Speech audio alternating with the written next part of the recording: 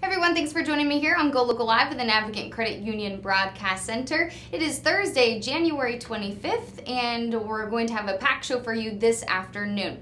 So a couple guests, we're talking about environmental and public health. We're talking about animal welfare and new legislation popping up in the legislature. And then we're having a comedian come on. You might recognize the name, Christopher Titus. So looking forward to having him in studio later on this afternoon. He has a show popping up at the Comedy Connection. So looking forward to an exciting show this afternoon. All right, so I'd like to say hello and welcome my first guest, Professor Joe Braun. He's an assistant professor of public health and epidemiology at Brown University, and recently he was named one of 20 pioneers under 40 in environmental public health by the Collaborative on Health and the Environment.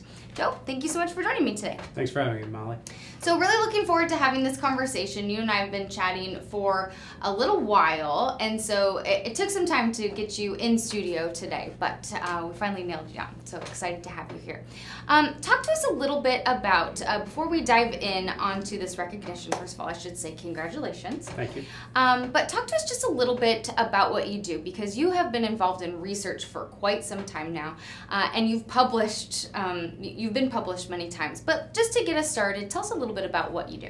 Sure. So we have been following groups of pregnant women or children from early in life, and then following them until they're older children, and seeing how environmental chemical exposures either during pregnancy, infancy, or childhood influence children's health and development.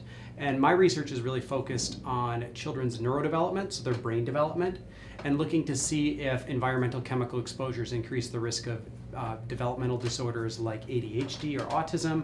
And then we've been looking at how environmental chemicals influence the risk of obesity, and as well as cardiometabolic function, so things like children's metabolism of glucose and lipids. So we've been doing this in a couple of different studies, one in Cincinnati, Ohio, another multi-site study in Canada, and then recently we have gotten some funding to do this in a group of children up in Boston, Massachusetts. Oh, wow. So the work keeps continuing. It's really interesting, you just mentioned, you've done research and you've done these studies in multiple locations throughout not only our country, but in Mexico as well. I find this interesting. How did you get involved doing this? How did this become your path? So a lot of people in public health sort of take this convoluted path to reach to reach the final destination. And for me, it started as an undergraduate in biochemistry and being very interested in science as a student in high school. And what I found, though, was that working in a lab and mixing liquids in little tubes and working with animals was fun, and the science was really important, but that the questions that we were trying to answer didn't seem directly relevant to human health. And so we were always one step away. And so I got really excited about public health and epidemiology when I went into nursing school after I had worked in a lab for a while. And it was there that I worked with a professor doing some epidemiological studies and really getting excited about children's health because of her work. And that's what led me to really find this passion for epidemiology and for children's environmental health. And from there, I pursued a doctoral degree in epidemiology from UNC, and then did some additional training in environmental health up at the Harvard School of Public Health. What I think is so fascinating is how much of your work has been published and how much you really have found. And so we'll dive into a little bit of that. Let's talk about your recognition. So whether you want to or not, you have been recognized, which I think is so fascinating. So let's talk a little bit about this. The Environmental Public Health has recognized you as one of 20 pioneers under 40 in environmental public health. What stood out to you about that? What did that mean to you? It was great to be recognized for being an innovator and leader in this, and to be moving the field forward. And I'm recognized along with a lot of other people who are doing great work in this field in a lot of different disciplines, not just in studying epidemiology, but people doing laboratory sciences as well. And I think that's it. Everyone's doing really exciting work to move this field forward, and it's just really an honor to have that recognized. Let's talk about some of the work that you have done, because basically when you break it down to the most basic element, what you're studying is how chemicals or environmental chemicals can affect people and their health. And you look at infants, children in their infancy, and pregnant women can be affected. What are some things that you have found that have stood out to you? So we were among some of the things that we found that have been most interesting have been that we have seen that the chemical bisphenol A, which is used in some polycarbonate plastics, as well as a lining inside of food cans, we found that exposure to that during pregnancy is associated with behavior problems in children, specifically girls in one of our cohorts. And we've seen now in some more recent publications that this association between bisphenol A and poor behaviors in these girls persists out until the girls are 8 years old. So we've been, this has been the real strength of using these studies where we follow children for a long period of time, is we can see, do these associations persist as children age and reach school age? And that's really an important age when we study kids, because we know that a lot of these behavioral traits and other things like cognitive abilities and their ability to learn and remember really solidify and crystallize in those years. So we think that those associations we see will probably persist into later life. So when you're doing these studies, are they knowingly involved in them and they're being knowingly exposed to them, or are these things that we're just exposed to every day?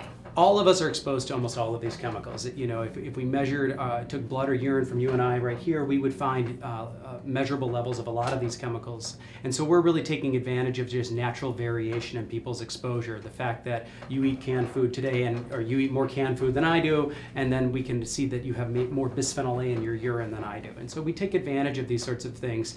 You know, the real difficulty in doing studies of these environmental chemicals is that we can't expose people to these chemicals intentionally.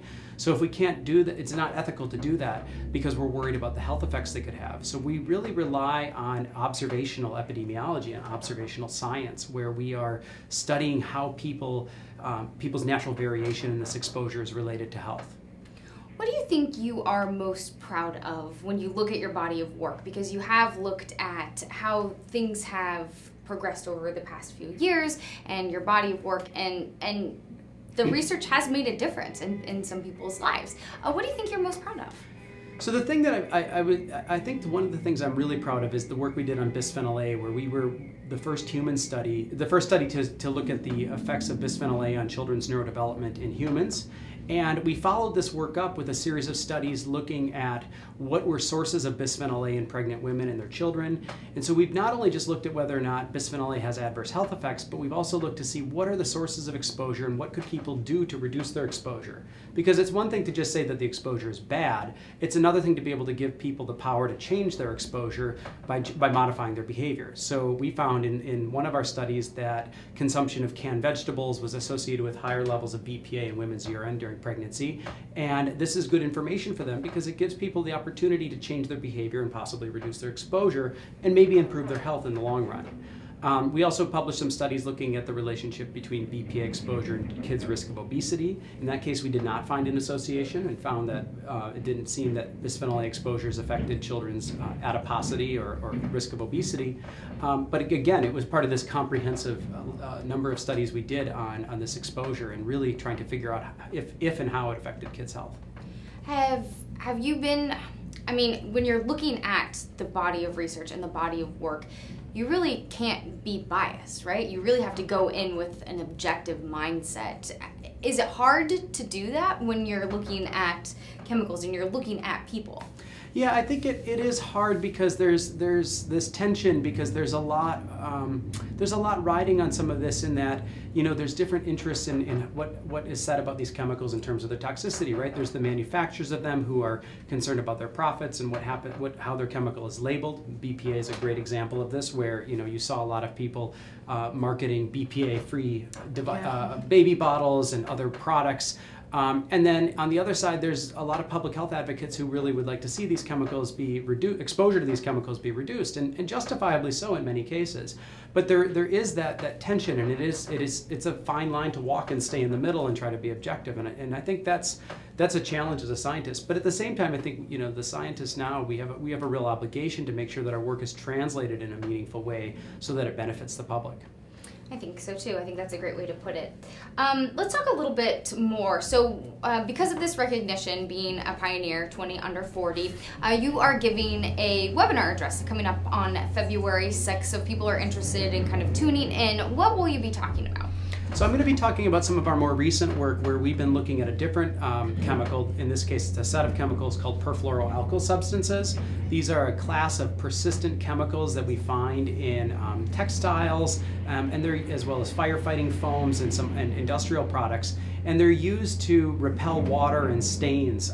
So if you use products like Gore-Tex, it's used to manufacture the Gore-Tex that's put onto clothes or textiles to repel water and stains. So these chemicals persist for a long time in the environment, and there's some animal studies showing that they may affect the growth and development of the fetus and child. And we published some work in the last few years showing that exposure to these chemicals early and during the prenatal period was associated with alterations in the way children grew and gained fat mass. Wow. So these children seem to be children with a higher exposure in utero seem to be getting more fat mass more quickly than their peers who had lower exposure. So we've been following that up with a new study, with a new follow-up in our study in Cincinnati, and doing new visits with these children at 12 years of age and doing very detailed measurements of their body composition, looking at how much fat do they have, as well as where is that fat. Is it more in their abdomen, which is what we worry about for things like cardiovascular disease risk, versus is it more in their legs and butt? We're going to measure lipids and glucose in their blood, and then look at things like blood pressure. And then my colleagues at Cincinnati were fortunate enough to get another grant, and were able to do brain imaging of the children as well. So we're looking to see if some of these neurobehavioral things we've seen in previous studies coincide with changes in brain development that we can see using magnetic resonance imaging. Wow. I mean, that's fascinating and slightly troubling to think, but also good that you are doing this research and doing this work. So does it matter the amount, when you're looking into this, are you looking at the amount of exposure that they received? I mean, what are you looking into when it comes into the amount of exposure? So we measure, in this case, these perfluoroalkyl substances we measure in blood, and that's a pretty good marker of it because they have these chemicals unfortunately hang around in our bodies for about 3 to 5 years. Wow. So the exposure we have today is really a reflection of all of the exposures we had, for years before this. And so we've been looking at measuring that both in the pregnant women, and then we have measured these exposures in the kids several times as they grow up, and will again at this new visit when they're 12 years old. Okay, so I'm curious, I told you before we were coming on that I'm not going to go down any wormholes like, oh, well, what do we eat, what do we drink, what do we breathe, there's chemicals everywhere, right? I told you I wasn't going to do that. But if people are listening to this conversation, they're thinking, oh my goodness, okay, so if you can link things possibly to development and to obesity and, whatever, what can we do if we're interested in hopefully preventing some type of exposure and reducing risks? So it's a great question, and I think this, and I'm happy to answer it because I think there's not an easy answer, and it's one of these things where I think there are things we can do as individuals to reduce exposure, but we really rely on policymakers and regulators to protect us in this case, because for a lot of these things, unless you avoid all contact with modern society, you're not gonna be able to reduce your exposure to all of these things. So I think the best thing, what I usually tell people is, if you're concerned about these things, is you can eat organic foods to avoid pesticides. You can you can use glass and not plastic to store and reheat your foods. Try to buy things that aren't in cans, but the balance there is, of course, there's healthy things in cans, yeah. Right? Everyone likes to make chili, and that you need tomatoes and beans, and it's much more convenient to buy your cans of beans and tomatoes than to rehydrate beans and that sort of thing, and right? And so I'm guilty of using canned beans as well once in a while, but if you want to reduce exposure, that's a really big source of exposure is canned foods. And then for other things, like some things in personal care products, you can try to use certain brands that don't use parabens or phthalates in them, or reduce your use of personal care products if that's something you can do. And so there's certain steps individuals can take, but it's a lot of things. And I think that's sort of the balance, that's where we sort of get into this question of, well, how much burden should it be on the person to reduce their exposure with all of these behavioral changes they have to make? I think the nice thing is that over the last few years, manufacturers and companies have seen this slew of studies coming out from myself and colleagues showing that there could be potential health effects of these chemical exposures, and they've said, let's avoid using them. So Walmart recently, and a few years ago, announced that they would ban certain chemicals from some products being sold in their stores. People have switched to BPA-free, not using BPA in some of these, in baby bottles and other plastics. But we run into this game we play called the chemical whack-a-mole game. So we get rid of one chemical, like BPA, and then 3 new ones spring up, and we don't know anything about these 3 new ones. And so then we've got to figure out, well, are we exposed to these? If we're exposed, how much? Is there a bad health effect of them? And that's really challenging. And it's usually left to scientists like myself or government-funded scientists to figure this thing out, because there's not a good regulatory framework for dealing with these things and figuring out when these new chemicals enter the marketplace, are they harmful for human health?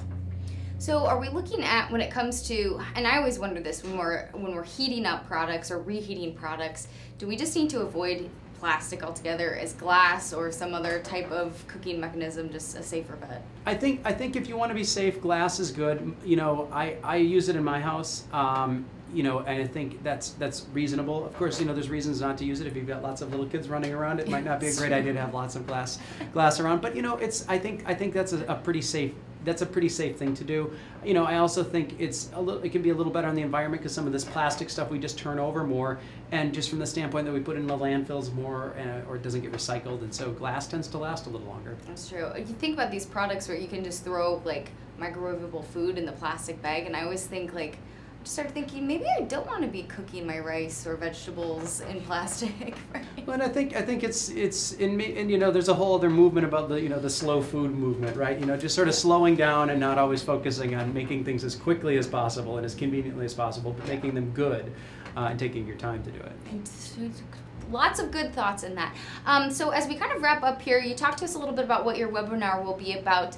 What research do you have in the mix right now? You talked a little bit about the links to obesity, studying that. Do you have anything else groundbreaking and exciting? Yeah, so one of the really new exciting things that we're doing with this study up in Boston is we're going to start looking at how mothers and fathers' exposure to some of these chemicals before they get pregnant might influence their children's health. Wow. So we're really getting interested in what we're calling preconception exposure. So thinking about, could some exposures to chemicals or other factors that impact our either sperm or eggs in the dad and mom respectively, could those have an effect on children's health later on in life? And so we had some pretty interesting preliminary data that suggested there might be something there, and so we've been pursuing it now in this new cohort where we've been able to measure exposure to some chemicals in moms and dads.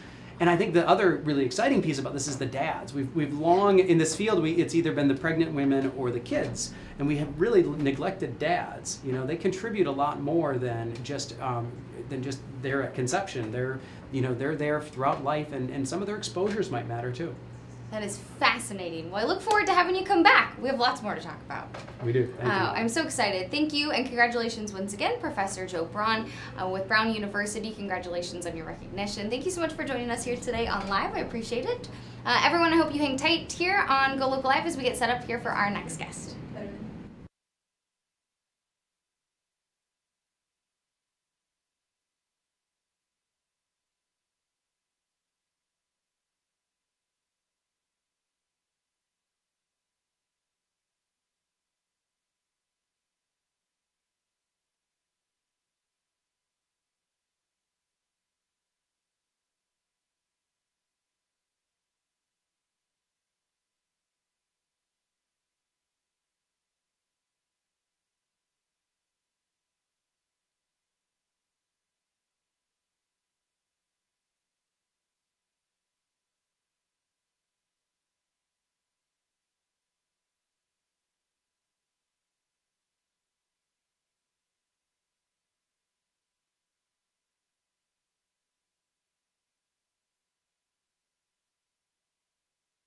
Hey everyone, thanks for joining us here on GoLocal Live with the Advocate Credit Union Broadcast Center. I'm Molly O'Brien. Joe Wazika joins us here. He's Director of Operations at the Rhode Island SPCA. How are you, Joe? I'm excellent. How are you? Good. Good to see you once again. Thank you so much for joining us. Thanks for having me.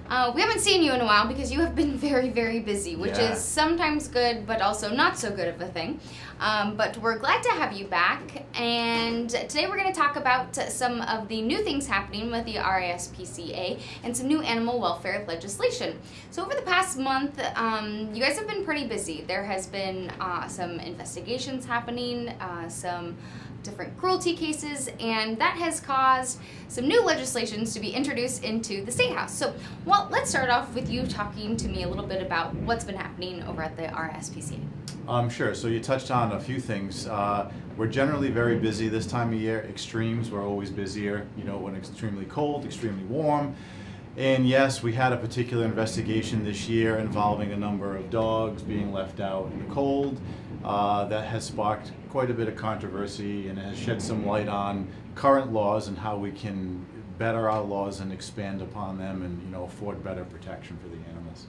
So, unfortunately, busy, but also good to the fact that some new legislation is being introduced. So it was my understanding that Representative Serpa and Senator Lynch-Prata introduced this new legislation, and it was with the help of the RASPCA. Can you talk to me a little bit about that? Sure. And just to go back to what you just mentioned, I mean, unfortunately, sometimes it takes a bad situation to shed light on changes we need to make. So if that's the one good thing that comes out of this, then we can certainly, you know, work on that. So this particular piece of legislation deals with tethering and confinement, and there are some laws in the books that restrict how long a dog can be tethered or confined outdoors. There are some exemptions in that law that's been around for, I think, since 2013, and what's caused the most controversy are the exemptions, that certain types of dogs, certain breeds of dogs, or dogs used for a particular purpose should be exempt from the tethering or confinement limitations. Representative Serpa did introduce the bill. We like the bill. We certainly appreciate her being proactive in getting this bill in. We do think it needs a little bit of tweaking. You know, sometimes things look good on paper, yeah. But you know, what we do at the SPCA, I mean, we're the enforcement division, so we know how these things can be enforced out, you know, in the real world. So we look at that, and we'd like to make it a little bit better. And like I said, we appreciate the efforts that they've put forth. But since this bill has been introduced, myself, the state veterinarian, director of the Potter League down in Middletown, representatives from the animal control community have all kind of gotten together and looked at this bill and said, well, this is good, but how can we make it great? Because we figured if we're going to go at it, let's go at it, you know, the right way and try to get it right the first time around. So we've spent several hours just kind of going through this bill and putting together what our version that we think would be, you know, a little bit better, more enforceable, and kind of cover a variety of things in addition to what they've recommended. So what we're hoping to do is maybe have a meeting with Representative Serpa and Lynch-Prata and present them with our recommendations. Maybe we can get them to put some type of amendment into this bill before it actually goes for a hearing. Okay. Yeah. So what are some of those tweaks that you think need to be looked at? Because from my understanding is that these cases that were that you were dealing with in late December, I believe it was, you got a lot of phone calls, you got a lot of social media messages, there was a big response, and people were looking at the law, and there were kind of like loopholes. Sure. And so you know, I think people need to understand that you can really only enforce the law as the way it is on the book. So maybe we can talk out, you know, because you have these agencies, these bodies that are getting together, you want to be able to enforce the law as it's written, so why not help write the law? Yeah, I mean, we couldn't really keep up with the volume of calls we were getting, and we made a number of visits out to that particular location where people were concerned about the dogs there, and explained to them that, you know, we were doing everything we could within the parameters of the law, you know, and if you're not happy with that, then we encourage people to, you know, promote change. So particularly, again, as I stated, the issue we had there was those particular dogs kind of fell within that loophole of the statute. And the statute generally talks about how long you can tether a dog outside. Some exemptions being dogs that are used for hunting. And it's very vague, you know, it doesn't really say what the owner has to produce to provide evidence that they're using the dogs for those particular purposes. You see it more with beagles and spaniels, like those are the breeds that you normally associate with hunting. Pit bull type dogs, not generally, but they have been known to be used for certain types of hunting. Okay. And this particular individual, you know, has claimed this exemption. He had presented reasonable evidence that those dogs were in fact being used for that purpose, hence, you know, putting him in that particular loophole. So the bill, basically what they did was they just took that hunting exemption. There's also an exemption in there for sled dogs, which we really don't have much of in Rhode Island. And the bill omits those two exemptions. So going forward, they're saying, well, those dogs used for hunting or sled dogs shall no longer be exempt. And I think that focuses on the immediate issue, but looking at, you know, other things, you know, it doesn't talk about, there are some people who are legitimately use those dogs for that purpose. Oh, yeah. And we do believe that there certain exemptions should be okay, but we've kind of expanded on certain things with the tether, like it doesn't address the weight of the tether. And it just says a dog can't be tethered for more than 10 hours. Now these dogs that we were dealing with in Warwick, if you looked at them, they had very heavy chains around their necks, and that was very upsetting to people. But unless we could prove that there was some immediate detriment to their well-being, we really couldn't do anything about it. So we modeled Massachusetts, and Massachusetts has a certain percentage of the dog's weight that the tether can be no heavier than, I think it's, and don't quote me on this, I think it's 1/8 of the total body weight. Oh, okay. So we'll be addressing things like that. Addressing certain things like extreme conditions, and this all happened when we were talking single digits below 0. And there are some laws in the books that incorporate weather, but they really don't get into, you know, what happens when you have these extreme weather advisories. So we looked at, again, some other states, and it's always good to look at surrounding states to see what they did. They set a precedent, and there were a number of states, Massachusetts, Connecticut, Maine, Pennsylvania, that all talk about weather advisories. Oh, okay. And basically saying that during any weather advisory issued by local, state, federal, that dogs are not allowed to be tethered under any circumstances. So even those dogs that may be used for hunting or may be acclimated, recognizing that under extreme conditions it could be potentially, you know, unsafe for them. So we kind of looked at adding some language in regards to that. You know, a few other modifications here and there, but just trying to take into account all the potential circumstances that could come up. So next time, and I say hopefully it doesn't, it's going to happen again. You know, hopefully when it does happen again, the law will be in place and it will cover every possible, you hope, you know, every possible loophole so we can enforce it. And, you know, we want people to be satisfied with the work we do, and we want people to know that, I mean, we're the Rhode Island SPCA. I mean, we have a genuine care for the welfare of the animals in the state of Rhode Island. We're all very passionate about what we do. And we feel badly when people see these situations and it reflects poorly on us. They just assume we're not doing our job. We're doing the best we can under the circumstances. So we're really going at this legislation. It's our #1 item on our agenda for legislation this year, and we really want to see this go through. Okay, so we'll keep updated on that. I'll keep tabs on you. Yeah, we'll keep tabs on the State sure, House. Absolutely. Keep tabs on the State House as well. But this isn't your only, you just mentioned this is kind of #1 on the list, but it's not your only kind of hopeful for legislation as well. Talk to us about, you know, I kind of just took a deep dive onto Craigslist a moment ago to kind of prepare for this. Sure. If you're an animal lover, I highly suggest you don't do it. I was going to say, yes, stay But it's been a concern of the RISPCA. Talk to us a little bit about some legislation that you're kind of looking at moving forward with as well. Yeah. So what we're looking at, and it's still in the works, where we're trying to formulate some language. Again, looking at other states, there are a number of other states that have set a precedence in this regard. We have a huge problem with the underage sale of puppies. And it's not pet stores, you know, that's a whole separate issue, but the puppies you find in pet stores, they're generally 8+ weeks of age. It's the private parties, and most of them you find on Craigslist, you know, that are selling puppies at, I mean, we've seen them as young as 2 or 3 weeks old. Oh my goodness. Yeah, 2 weeks? Yeah, Ugh. and people will buy them. I mean, that's the unfortunate thing, but we get a lot of calls. Again, a lot of calls and complaints. Hey, I'm on Craigslist. I saw this ad. They're advertising 2-week-old puppies, 4-week-old puppies. They're, you know, they're bottle feeding them. They're not weaned from their mom. And we have to explain to them that currently in Rhode Island, there are no laws that deal with the minimum age for sale of puppies. So as long as, you know, if you have a 2-week-old puppy that you want to sell, and the person you're selling it to is going to bottle feed it, and they're going to provide adequate nutrition, because the law does require that, then it's not illegal. the reality is there's a very small percentage of people out there that I would say have the knowledge and are qualified to bottle feed and care for a puppy at that age.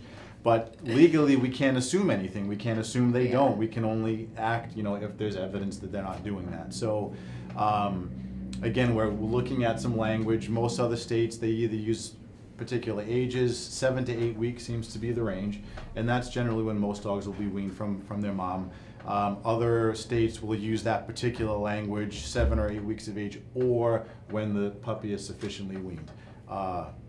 So we're considering a couple of different options right now, but another big volume complaint that we get that, again, we want to address legislatively, so when people call, we can take action instead of saying, I'm sorry, I wish we could, but we can't. Okay. Yeah. All right. So we'll keep tabs on that as well. Yeah. All right. Let's talk about maybe something a little more exciting and fun. You guys are opening up new hours. You're going to be open on Sunday. Correct. So that's exciting. Yeah. And expanding the cat room. Yeah. Oh, yeah. We got a lot of fun and exciting things going on. So the Sunday hours, we're going to be open starting February 4th. We know it's Super Bowl Sunday, but fine. We'll be closed before the Super Bowl starts.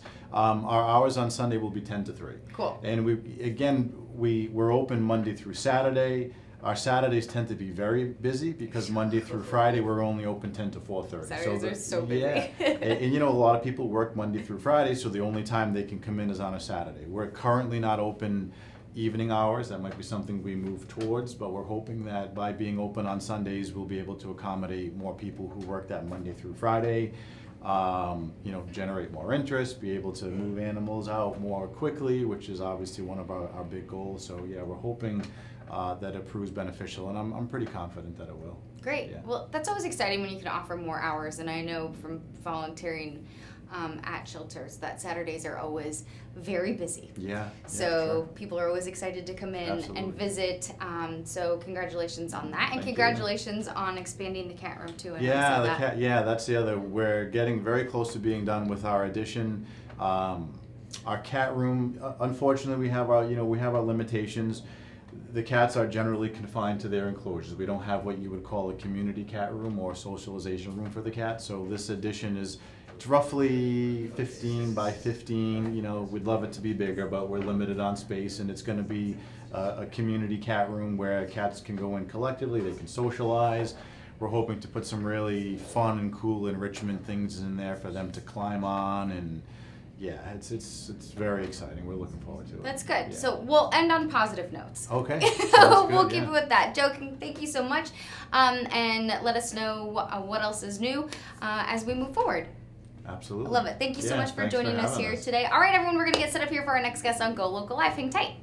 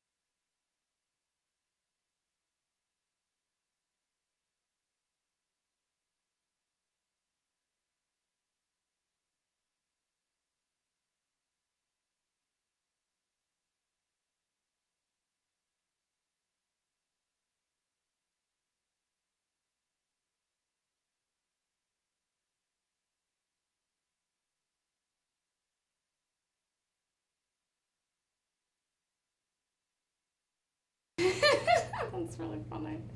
Could have done that. Should have saved that, huh? Wait, you can say it again. Okay, good. Hey everyone, thanks for joining us here on Go Local Live in the Navigate Credit Union Broadcast Center. I'm pleased to welcome actor and comedian Christopher Titus. Hello. Hello, good to be here. Thanks for having me on. If you couldn't tell, I was just laughing this whole time, so I guess that's a good start. I guess your first audience was pretty good. Thanks for joining us here. You have a show tonight at the Comedy Connection. Yes, Comedy Connection, right? You're on this national tour, but welcome to New England. You were just in Boston. You're in Providence tonight, and then you're off to New Hampshire and Maine. And what are your thoughts on New England so far? I love it. You know, Boston. We had a standing ovation in Boston last night, and the show's kind of political. It's about what's going on in the world right now. Talking about politics right now, America is like trying to organize an interracial hoedown in 1840. It's really like you can't. It's just like no one wants to argue and punch each other. So I wrote the show to try to bring the country together, and it's all about politics, which is the hardest thing I've ever written. But I love. You know what I love about you guys in New England? You guys are binary. Like California, everyone's full of crap. Honestly, you guys here are like, if you're loyal, you got someone's back. It's true. If you like somebody, you got their back 100%. You'll take a bullet for them. If you don't like them, you will shoot them. And it's ones and zeros. That's what I like it. I know where I stand all the time. That's what I like. That is very true. It's like hanging out with a whole state full of people, a whole area that are just like my dad. You know? It is. New England is very unique and very loyal and very interesting. I'm not from here, and you adapt quickly. So maybe. Where are you from? I'm from Seattle. Oh wow. Yeah. So this is way Yeah. different. Yeah. Seattle's a lot of like, oh my gosh, okay, it's all right. Yeah. It rattled you, didn't it, when you got here? Yeah, well, I moved from Texas too, so that was a quick adjustment. A quick adjustment. So you're schizophrenic, right? Yeah, You went from Seattle to Texas. That had to learn rattle you. Yeah, you learn to adapt. You learn to adapt. So you have your show tonight at the Comedy Connection. Yes, I Should do. be fun. Yeah, so you're talking about politics, but your comedy, you're kind of known for taking from pop culture to what's going on, but also And my like family. yeah, from Right. your life. Right. So what can people expect tonight? Well, basically to bring the country together, one drunk audience at a time. Basically, imagine this. Imagine I was going out to unite the country and just going to the place where the people are the most hammered, because I think that's when they're most ready to hear a new idea. All right. The whole point of the show is like, because I'm an independent, I'm in the middle. I believe in the death penalty, but I also believe that if you get convicted of the death penalty, they should put you in a penalty box and you should be beat to death by hockey players. That's what I think. I have different plans, but if it's lethal injection, it should be organic and gluten-free. That's what I think. Okay. So I'm trying, because someone on death row might have an allergy. You don't know. They could just be sitting there and they're That's like, hey, all- my last meal was supposed to include a Claritin. You don't know. All right. So true, though, right? So true. So let's talk a little bit about that, because It's actually not true. It's a joke. Relax. How am I making you nervous? But it is. I'm making her but nervous. It's true amazing. right now, though, and that's what I kind of Yeah, wanted to talk to you about. Like, how do you because right now people are so sensitive, and it is such a charged time, and you are talking about politics, and you are talking about like what's going on and whatever it is that people like. How do you? Well, here's the problem. I got upset. I didn't want to write the show because people go, "What are you reading about comics?" We're like, "Dude, don't do it. It's gonna piss people off." I'm like, I have to. It's like I had to. I got mad that my country, because I love everybody in the country and I travel all over. We were mad at each other over these idiots. Like half of us wanted this arrogant pantsuit wearing robot. I call her She-3PO. And why was she wearing those square jackets? Was she running as Lego Hillary? What was that? Does she have a stylist? I'd like to look like I'm in a box all the time. Then I like some giant buttons, though. I also look like Flavor Flav in a box. Can we do that? So is that? And then we had this other. Then the other half wanted this arrogant orange delusional rodeo clown, and that's why we were mad at each other.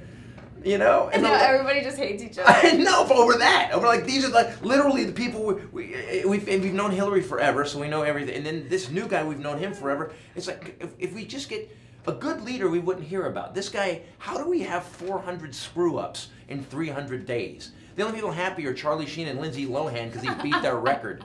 So the problem with this show is that I had to do it. It has to be honest, right? I couldn't just say, hey, Hillary's just as bad. Because she wasn't. People go, I just didn't like her. Really? Well, I hate my plumber too, but my house doesn't smell like shit. So, he's really, the plumber's really a prick. I'm not making that up. He honestly, you can call him. And I'll text him right now. And he charges me way too much, but the plumbing works. But it works. Right, so exactly. it's fine. Right, exactly.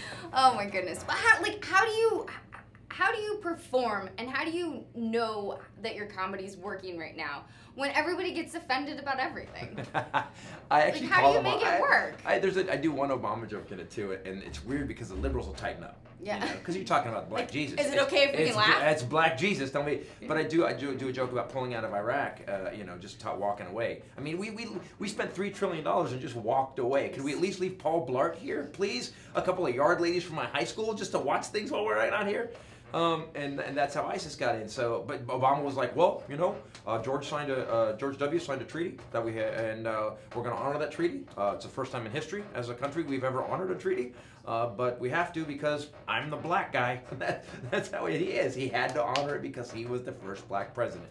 So I go after everybody, but I will lecture the audience. You know, I think a good comic reacts to the moment, what's going on. And if people are pulling out, I stop and I go, hey, if you guys laughed at one Obama fried chicken joke, you're going to laugh at some Trump jokes tonight. Yeah. That's how we become we again. Because what they did this year more than ever is they split us up into us and them.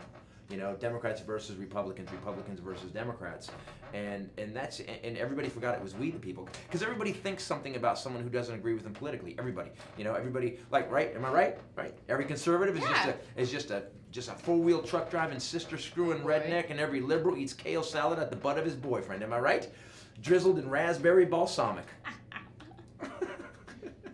You all right? And if you can't laugh at a stereotype, then maybe you just shouldn't laugh. But people really think that, like, you know, and so I do this. There's a bit in the show I do where I do a liberal doing an impression of a conservative and a conservative doing an impression of a liberal, and it's weird because after that bit, everybody kind of lightens up and they're like, oh right, yeah, we do think that, and everybody forgot that we're one country, and everybody forgot, and so that was the whole show. The whole point of that was that, and I have a new movie out too.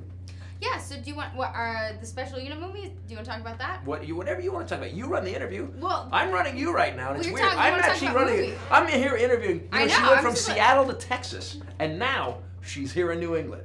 How are you doing?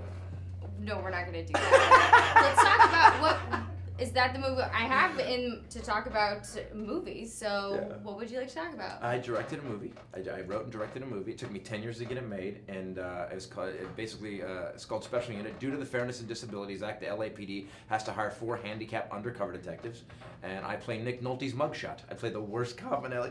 He's a raging alcoholic jerk. He uses the word retard, and it's funny because people were like, the distributors were like, you know, using these words. I go, yeah, but the only way to set this. I'm a huge fan of Mel Brooks. Imagine if Mel Brooks directed Lethal Weapon with handicapped people.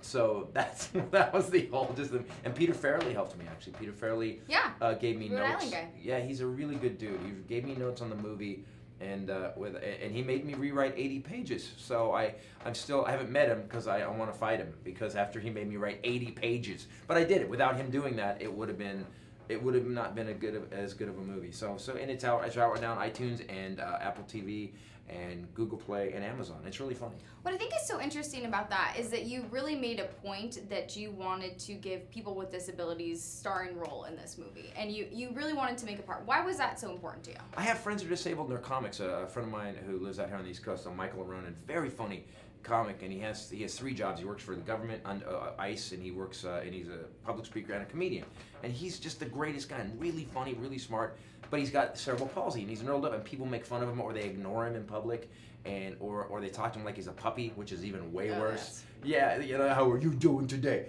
He's like, I'll punch you in the face if I get straighten out my arm. And so and I have friends that are disabled, Deborah Carrington, and she's a little person, and I just wanted. Hollywood has this thing where Hollywood talks a great game about the disabled. Hollywood's like, you know what, man, we love the disabled, let's put them in. And then put them in, they go, well, we couldn't find an actor that good. Well, the problem is it's a circle now. If you don't hire a disabled actor, they don't get the experience to become good actors, so they never get put in anything, so you can never find a good disabled actor, and then Brad Pitt's a guy in a wheelchair, which is just offensive to anybody who's disabled. So I wanted to use him, and we did. And here's the weird thing. We filmed the movie, and I got about 3/4 of the way through it, and Tobias Forrest is in a wheelchair. He plays Mac, and he's kind of this conspiracy nut guy, ex-military guy. And we were filming. There's a funny school shooting in the movie. That's right. There's a funny school shooting in the movie. Sorry, 3 words that don't go together. No. So here's what happened. So I forgot they were disabled. He was in the wheelchair and he's doing wheelies across the stage. We had to go speak at a school, and I go. What the hell is going on? Construction. Okay. They're supposed to be done. This is a great time. Here's what I love about New England. You don't hear this anywhere else. Hey, get it, just in the distance. Get that boy, baby. It's just like this weird. But it's a definite East Coast accent. Oh, hey, Rhode Island accent and Massachusetts are different accents too. Yeah. I know. In Freedom from the West Coast, it's harder for us to determine them. Do you get it now? Oh, I get it. Yeah. Can you do it? Can you do it?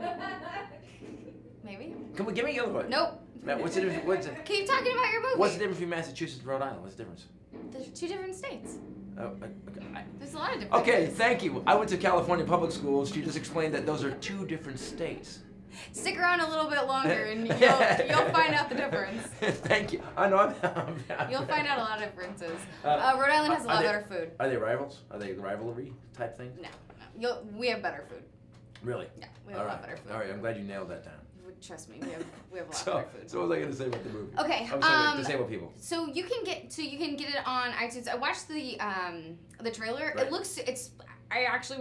It's really, really funny. But did it rattle you a little bit? No, but it didn't at all, especially now that I know the background Right. and that this is something that you've been working on for a really long time. And I find it fascinating that you self-wrote, self-produced, self-directed, and it's through your own studio as well. And I just find that sounds like so a psychological problem, doesn't it? Like you had to do it all. Kind of. But I think the fact that you worked so hard to make this a possibility, like you made it happen, which I think is a true testament to yourself and to the mission. I think that's really neat. You wanted to prove, I think everything I do has got to be funny first, but unless it has a bigger point to it, there's no point in doing it, really.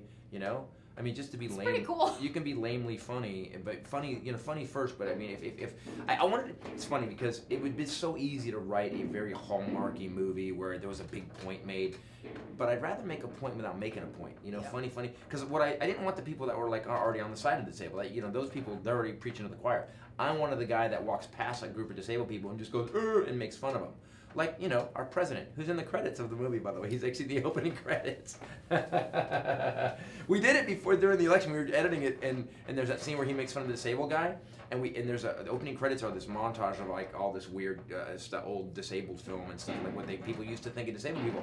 And for some reason, one of the guys goes, some people can even be president. And we have him going, it was perfect. It was like this weird joke that we thought was going to be dead because he wasn't going to get elected, and now he got elected. So, I'm happy for that one reason, that we actually get to mock him in this movie. There you go.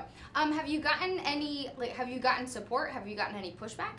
I've had both. I've had a lot of people. It's all 5-star reviews right now, but I had. Here's the thing: people make words really important. There's a word we use. My character used the word retard in the movie, and he calls them retards, and he calls them wobblies, but that's part of the show. I'm kind of made my character an amalgam of all the jerks in the world. Yeah. And I got someone it was a disabled writer, sent me this horrible Facebook post. And I got an argument. I'm like, all right, let's go. Let's duke it out. Let's talk about it. Yeah. And these are people that are always complaining that handicapped people aren't used in movies. They aren't used in movies. And I said, I gave 15 handicapped people jobs in a film. And it got shut down pretty quick. The problem is when you hit people with, here's the great thing about, I love social media. When you hit people with facts and the truth, they eventually just unfollow you because they can't keep up, or they delete their tweet, delete their tweet because they don't look stupid. So it worked out. At the end of the day, I've had some people write me that had disabled children, and they were like, "Thank you for this movie." My son, who's 15, watched it. He's in a wheelchair. He laughed his butt off the entire time, and they win at the end. They win. I get it. The bad guys get me, and they win. They save me. And I did it. I didn't do it imaginary. I used their disabilities to their advantage. That's awesome. Special unit, yeah, it's really funny. That's awesome. So you can get it on multiple platforms, which is great. So you can go out, you can see it. And please go see it because I owe my investors. We owe some money there. We owe them some money. Help me. Let's talk a little bit about some of your comedy specials. You've been going at this for a long time. Since I was 19. A long time. She sees the crow's feet. A long time. Well, I always find it fun to talk to comedians, obviously, because I get a laugh out of it. It's entertaining. But I find it interesting. How do you keep coming back to it? How do you keep finding the inspiration? Because it's not easy. How do you keep being able to put yourself either out on stage or making specials or whatever it is? How do you keep finding either the inspiration or the motivation to keep doing it? My dad raised me really blue collar. It's my job. I chose to be a comedian and be funny. So I think it's just this. I have to. It's my job. It would have been easy. I could have kept doing Norman Rockwell's Bleeding, the first special I wrote. I could have kept doing that for 10, 15 years.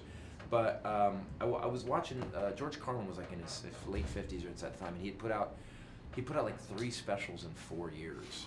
And I remember thinking, oh, that's what you're supposed to do. So I made a decision after my TV show got canceled that I'm going to do a special every 18 months. And and it's always got to be about. I just got to figure out what it's about. The next one after this is called Stories I Shouldn't Tell. It's the darkest stories of my life.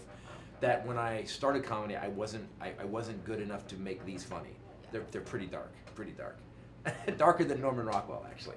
But I will make it funny. Do you feel like people can really draw from that? Because people go through hard stuff, and you're known for sharing your life with people. Do you feel like have people reached out to me and been like, look, man, you've helped me get through tough times? Yes, I call that the bonus. So like, everybody come up to me and they'll after my show I always sign, like tonight I'll be signing stuff and taking pictures after the show. People come up to me and they go, and they always come up the same way. They're never like, some people go, dude, really funny, great show, and I go, thanks, and I sign, they walk away. And other people walk up, they're like, hey, I just gotta say something to you, man. So my brother and I were living with my mom, and she was dating this guy who was a crackhead, and we saw Norman Rockwell's bleeding, and it changed our lives. And I don't know what to do. I want to hug him and go, I'm so sorry you were raised by a crackhead. Uncle Crackhead, your mom was dating Uncle Crackhead, sorry. And it made people think. So that's the bonus. And same with Love is Evil, which is like people, I have a letter they keep in my drawer next to my bed that where, just because whenever I get my head gets really big, after this interview, I'm going to be really cocky, and I have to go read this letter. Right now. I was so good in that. You were so. I made that girl laugh so hard. So the letter says this guy came to the show. Actually, I did the show. It aired on Comedy Central. I asked Comedy Central to air Love is Evil on Valentine's Day, and they did. And about 2 months after, this guy shows up at my show, and he just hands me. He goes, "Can I give you a letter?" And I said, "Yeah." And he hands me this letter. I go, "Do you want me to read it now?" And he goes, "No." And I thought, anthrax. Oh God.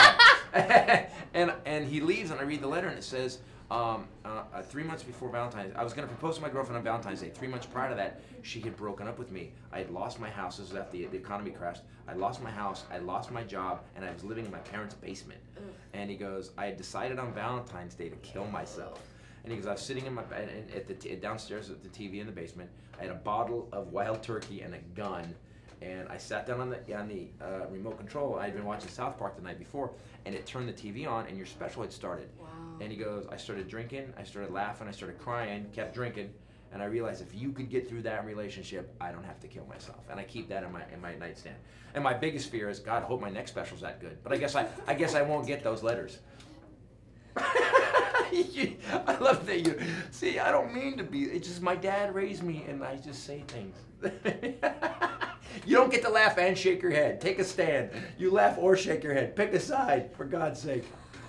I mean that's so powerful, and I think that's pretty cool. humbling. That and that one, I mean, I think that's pretty humbling too. That you are like you've been through all of this, you've had this success, and that you're humble enough to and ruined it, and also lost a TV show. And whatever, everybody like TV shows come and go. Yeah, right? but just don't take the comedian to the meeting with the network president. Don't take the guy who deals with hecklers all the time. And when the network president has something bad to say, I'm like, hey, where are you from? I don't go to where you work, and I just started going off.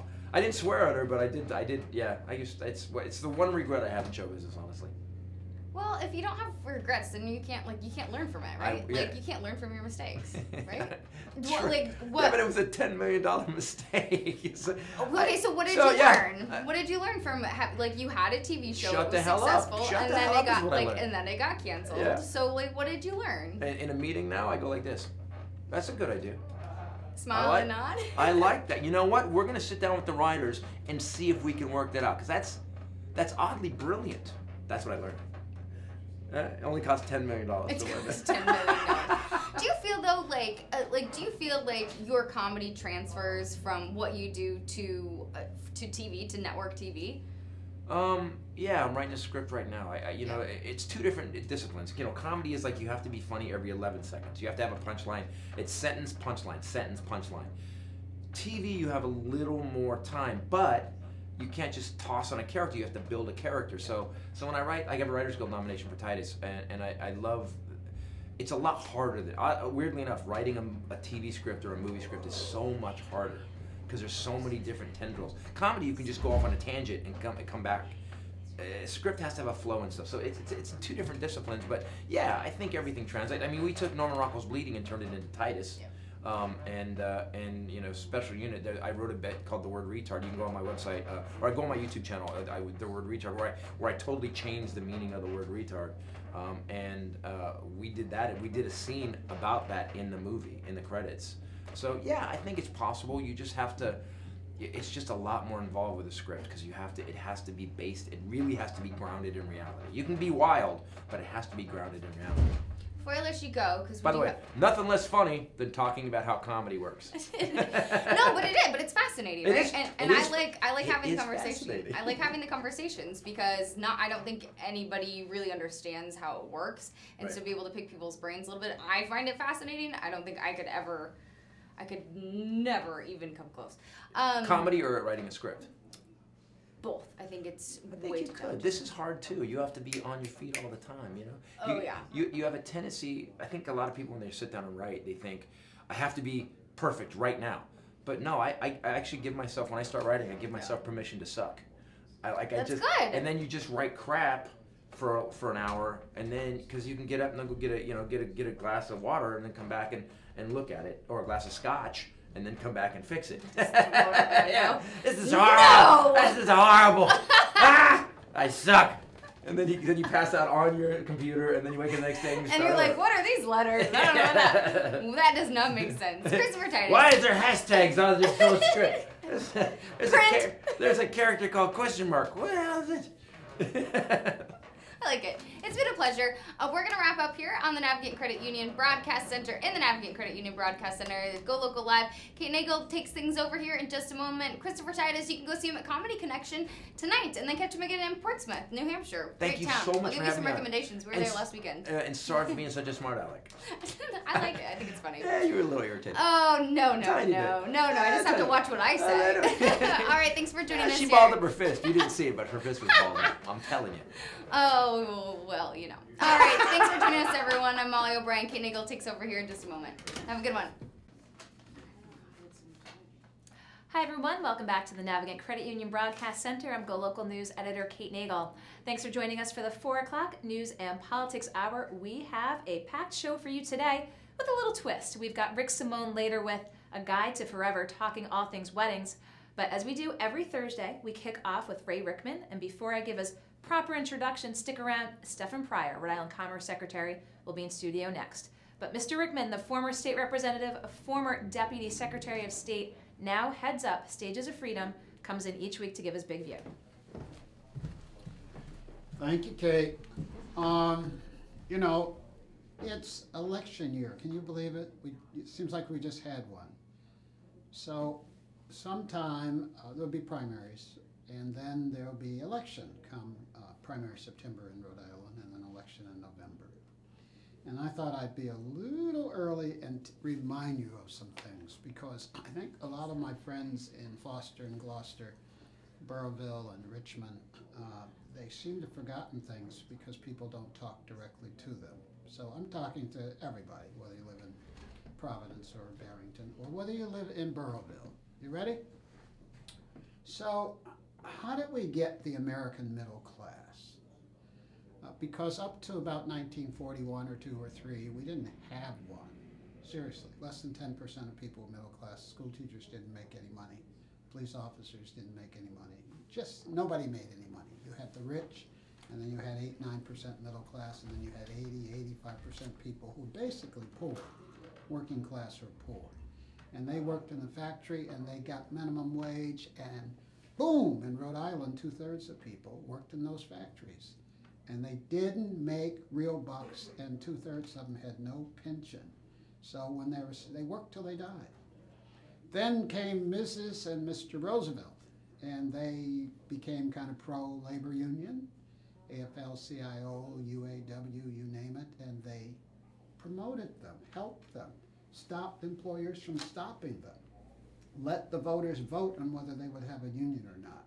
Do you know when your neighbors get a raise, you get one too? All boats rise. When somebody in a labor union starts making $7 an hour in 1946, your salary jumps from $3 to $4. It's just automatic. When minimum wage goes up at McDonald's, everybody's minimum wage goes up, because McDonald's has the ability to get the employees, and that other restaurant down the street doesn't, and then they have to raise the wages as well. Now, all boats rise when other people's boat rise. We forget this. And so I always think everybody should be pro-union. You just should. Now, if you own the company, maybe you shouldn't be pro-union. But as far as you being a school teacher, the unionized teachers make more than you do, and to keep you at some point, they'll give you a raise. So Mr. and Mrs. Roosevelt did this, and then Mr. Truman comes along, 1944, at the end of the war, and they create the GI Bill. This is the greatest thing in America, next to Social Security, by the way, which is a gift from the Roosevelts.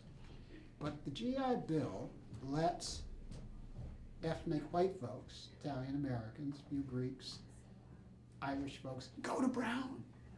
The United States government forces all these colleges, private and public, to take people they never would have taken. People perfectly, all these Italian young men, perfectly well qualified, but they couldn't get in these elite closed-door institutions until the GI Bill forced these universities to take people for a few years. You with me? It helped to open the society. It helped to create a middle class. Now you have a college degree. You don't have to be a firefighter anymore unless you want to be. You can do other things like go ahead to law school, go to medical school, because you have a BA, thanks to the Democrats. Most of what I'm telling you about, if not all of it, came from the Democrats, later Medicaid and Medicare. My sister, when she was paying her own health insurance before she became 65, don't tell anybody my little sister turned 65, she was paying $1,100-$1,200 a month for her health insurance, and now she's paying about $200 a month and spending that money on something else, thanks to Lyndon Baines Johnson. So, folks of Burrville, can you try to remember how we got our middle class, and that almost every one of you have benefited, and if you haven't, you soon will when you go get your Social Security? Now, just so I'm not accused, the Republicans have done something good. Mr. Eisenhower created the interstate highway system. He really did, and it's one of the most fascinating endeavors in the history of America.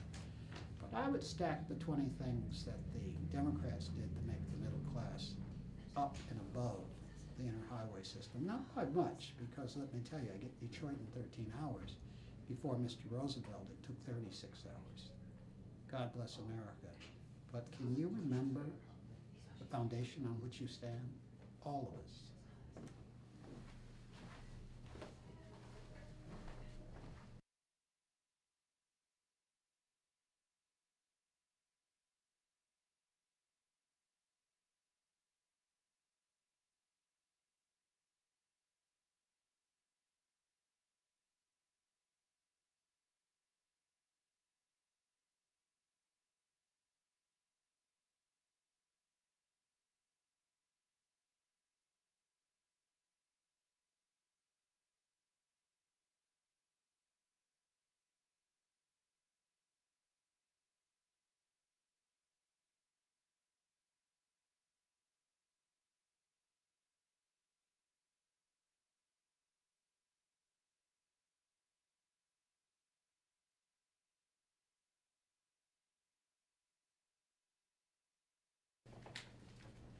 Hi everyone, welcome back to the Navigant Credit Union Broadcast Center. I'm GoLocal News Editor Kate Nagel. Would like to thank Ray Rickman for coming in every Thursday, as he usually does, to give his big view. As I mentioned, we've got an exciting show for you today, a little politics, then a little lifestyle, but I'd like to kick off now with a guest who has been here before, Rhode Island Commerce Secretary Stephen Pryor. Come on in the studio. Hi, Kate. Nice to see you. Nice to see you as well. Glad to be back. Well, it's all the action's happening. We're back in session. We're off to the races here with plenty going on. Seriously. So there's a lot I want to talk about. Thank you.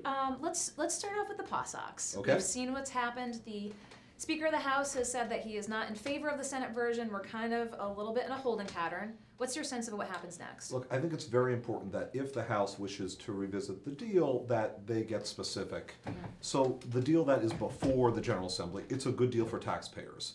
It will more than pay for itself. The annual payments by the state will be exceeded by the amount of revenue currently received by the state every year coming out of McCoy. We think the incremental revenue, the new revenue, will more than double what we need to pay annually the state's share. So stepping back from that point, though, it's a good deal good deal for taxpayers. It's really important for Pawtucket. Pawtucket has been down on its luck, let's face it, for decades. How will we feel if a decade from now, the Apex site is still lying there, fallow, undeveloped, really a blight on Pawtucket and the entire state, when we have this chance to actually make revenue come our way through helping make this project happen, and of course keeping this treasured team that we all care about, the Paw Sox. How would we feel if they went up to Worcester?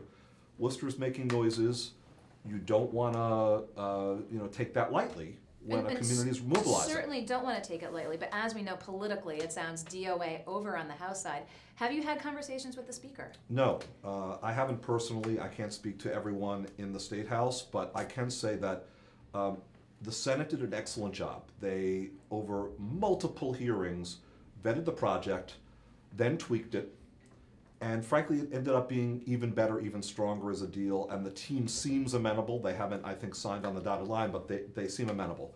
If the House wishes to go through a process like that, that would be fine. They need to get to work under the leadership of the Speaker, who's very able. We have a terrific relationship. We respect him enormously. Around commerce, he's been superb. We need to get going. We need to understand specifically together if there is a framework, and hopefully if the House wishes to take that route, they'll ask the team to the table, what's the risk here is that Worcester will make a move or another community will, and in the midst of all of this public dialogue, we will not have gotten specific enough, or if there's a predetermined approach that the House wishes to take, it won't be something that the team can accept. Well, we're between a rock and a hard place, if you will. If the House comes back with something and wants to go through the legislative process, it's a quicker time frame than, say, putting this Senate proposal before the voters in November. So, I mean, what's the better option here? You know, I leave it to the leadership of the General Assembly to determine the best option. I would, as I believe is everyone's intent, I would urge all the parties to make sure they are communicating with the team. The team appears to have choices, may end up having more choices than are currently before them. We need to take this seriously if we wish to keep the Paw Sox under a deal that's good for taxpayers, is sound and fair for the state of Rhode Island. Okay, want to move on to the next issue. As we're here in studio, we are in the shadow of the Superman building. We are. So what have you been doing in terms of talks with folks? I mean, we've heard that Hasbro has been approached with a potential development plan, as GoLocal had broken, to move their headquarters downtown. What needs to be done with the Superman building? We've been encouraged by the fact that major commercial tenants, some of whom we've brought to the table, have been interested in the Superman building. Nothing's been inked yet, and until something is inked and until there's construction going on in the building and we're lighting it up, and it's reoccupied, it ain't done. But we have seen corporate interest. So Kate, if we hadn't seen corporate interest, we'd be saying, you've got to mothball it, you've got to do things that are more dramatic. But we are optimistic because we know that there are corporate tenancies that are interested in it. Is that imminent? It isn't at the moment. Okay, because that was my question. I think we've used that football analogy before. We've got a big event coming up. I mean, are we at the 50-yard line? Are we at the 20-yard line Let's just put it this way. We're not on the sidelines. We're on the field. We're in the game. We're bringing tenancies to Rhode Island generally. Important Rhode Island companies are expanding too, and that presents options for buildings like Superman. And you've had conversations with Hasbro about their potential interest? You know, I don't get into individual companies when they're in the midst of their own processes or not. But you can imagine, and you can certainly guess accurately, that when there's a big Rhode Island company in play or making decisions, that we're always in the mix with them. Very good. Well, there's been a lot coming out since the governor put forth her FY19 budget proposal. And we've seen you quoted quite a bit recently with some of her initiatives, and let's go with some of the good news, the small business agenda that was just unveiled.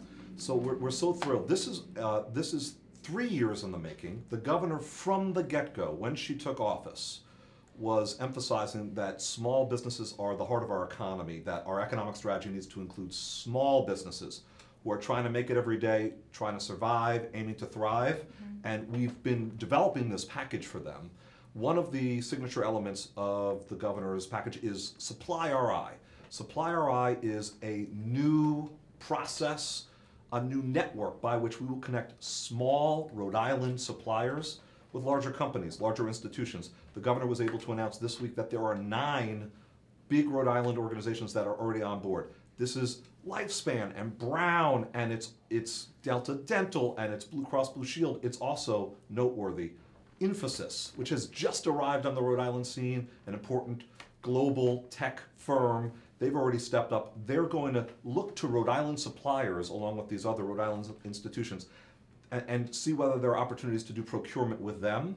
That helps to grow our economy, and that's good. First of all, that's good for the big guys. It's good for the larger companies and institutions, because if you can keep your supply chain strong and tight and close, then it can be more efficient, it can be more reliable. Also, if we strengthen the economy, it helps all businesses. Of course, for small suppliers, it's very important. Every contract matters. Absolutely. And talk about this a little bit about that process. You talk about the big businesses who are expressing interest in that. Did they call up Commerce and say, this is what we need? And you're the conduit to put folks. I got to imagine there's a lot of small businesses out there that said, here's what we have. How can we work with these companies? It's all the above.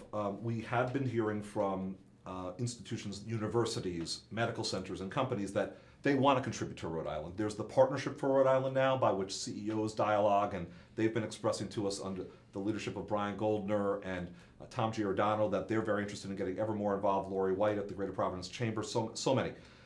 That's true. We also formed a working group, Kate. We took it seriously. This is why I say it's been years in the making. Diligently, a number of these institutions, a subset of the ones I've mentioned, they've been working through their procurement and saying, you know what? If one of us has a vendor that does commercial cleaning or does paper supplies, we've vetted them. They've served us well for years, but the others don't. Why don't the others take a look too? That's a Rhode Island vendor. That means jobs for Rhode Islanders. That strengthens the economies for everyone involved, companies big and small. So we went through that process and we said, you know what, this can work. We can create a network here. That's what Supply RI is. There's a website, Supply Rhode Island, supplyRhodeisland.com, or you can always go to the Commerce RI website, commerceri.com. Sign up for more information at that Supply Rhode Island website if you're interested on either side of the equation. How long was this in the making? When did you get this Supply RI URL? Oh, that's a very good question. That's beyond me. But this is the secret sauce. That's This has been something that you've been thinking of rolling out But for this a has while. been going for years, and there's other small business announcements. You alluded to it. The governor is infusing new capital into our small business lending program. When we arrived as an administration, when Governor Raimondo took office, there was no state-backed, state-financed small business lending program, which I found frankly shocking, because small businesses are struggling to find that access to capital that will enable them to buy inventory, to add jobs, to make it happen. So we created a program, $5.4 million, which was to be spread over multiple years, and we don't lend out the money from the state. Yep. We actually hired professional lenders, nonprofit and for-profit. We've got 7 of them. They do the loans. Well, you know what? We're at 39 and climbing in the number of loans that we've done. The governor's challenged us. We were at 35 at the beginning of the year to double that number. Okay. We need to infuse to some of those lenders that are just doing great, that just exceeding expectations, some more capital. We put another $500,000 in the budget. The governor announced that she's pursuing that. In addition, we want to do more micro-lends. We're changing micro-loans to the smallest businesses, the tiny mom and pop shops, the entrepreneurs who are getting started. So we're going to change the rules to make it even more possible to get them capital. So all this is happening. So speaking of businesses, and we talked about the PawSox, let's talk a little bit. I caught up with Jonathan Kraft when he was in here talking about the new Patriots scratch ticket. Any way we could lure the revolution here? He said he would be open to be doing business in Rhode Island. We saw that they looked at Boston. That did not work.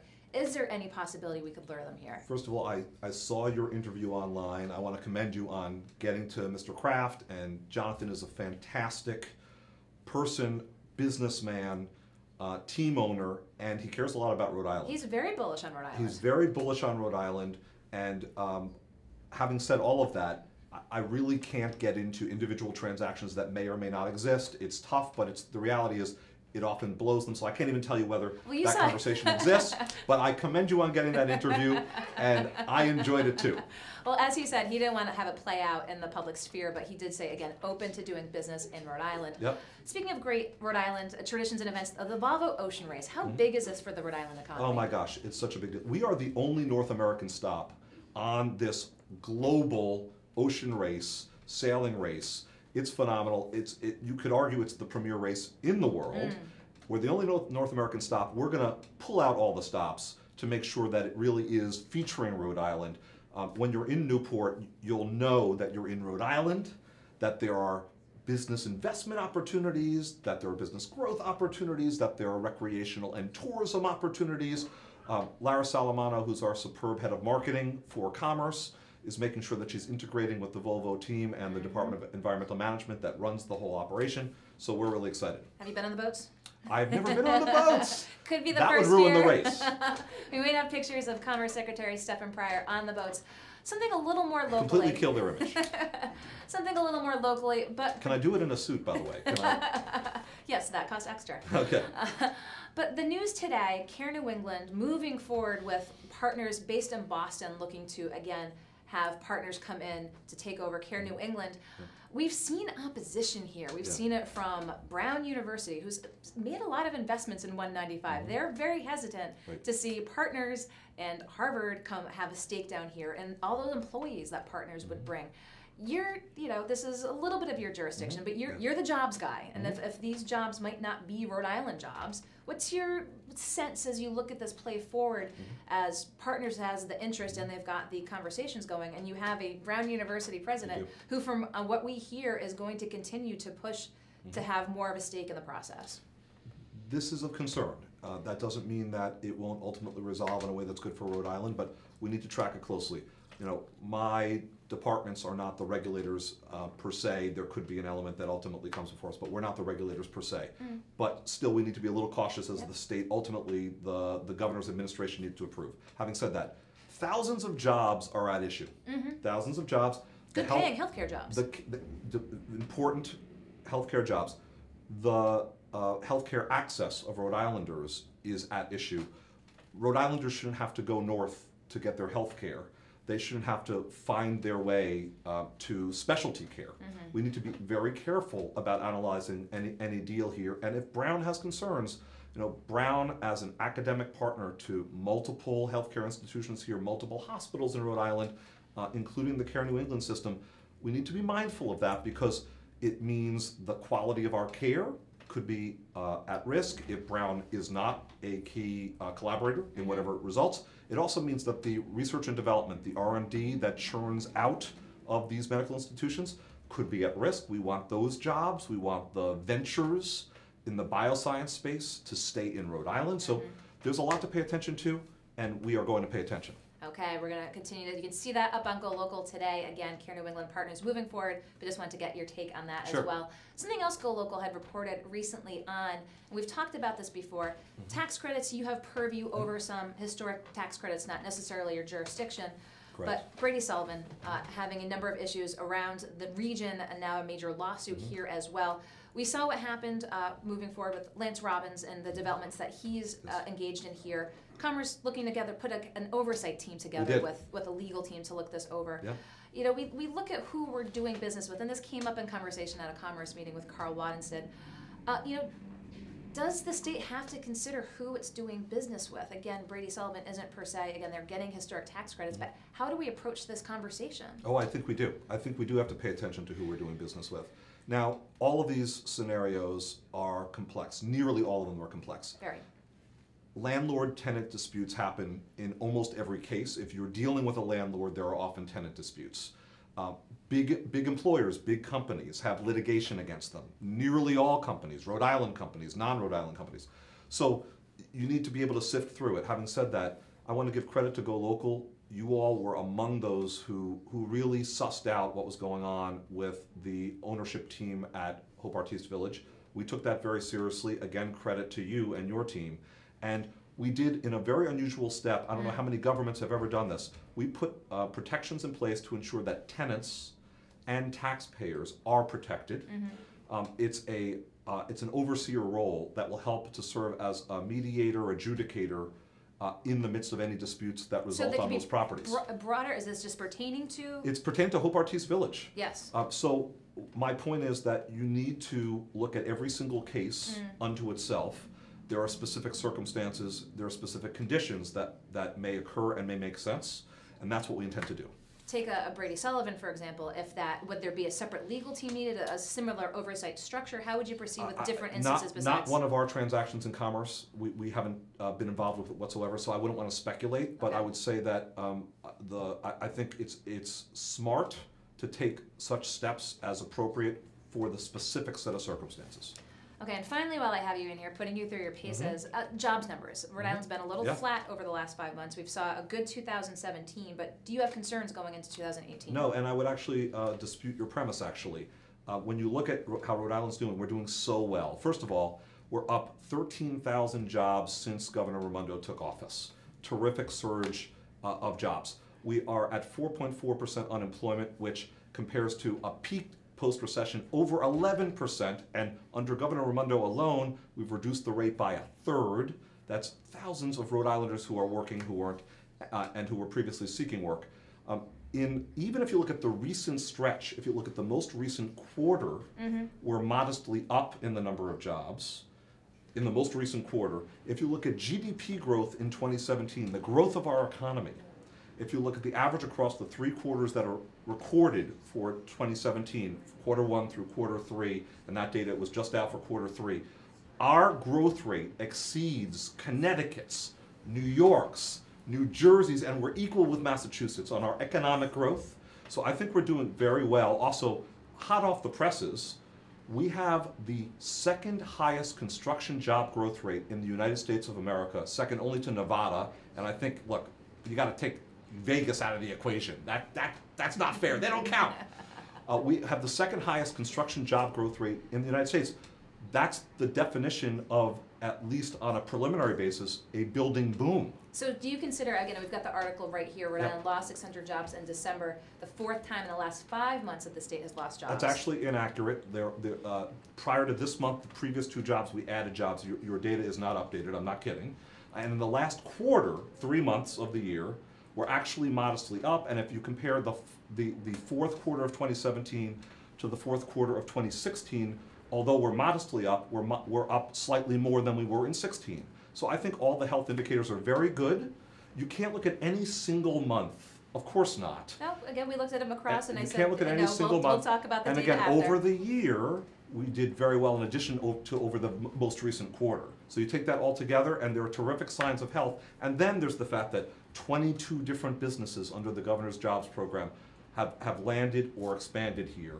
And now we're taking Supply RI live so that smaller businesses can avail themselves of the opportunities that are presented by the bigger companies expanding or the bigger companies relocating here. Our economy has a lot of signs of positive growth. Now, is our work done, Kate? As the governor has said many times, no, I think she analogized it to we're in the 3rd inning. We have a lot more work to do.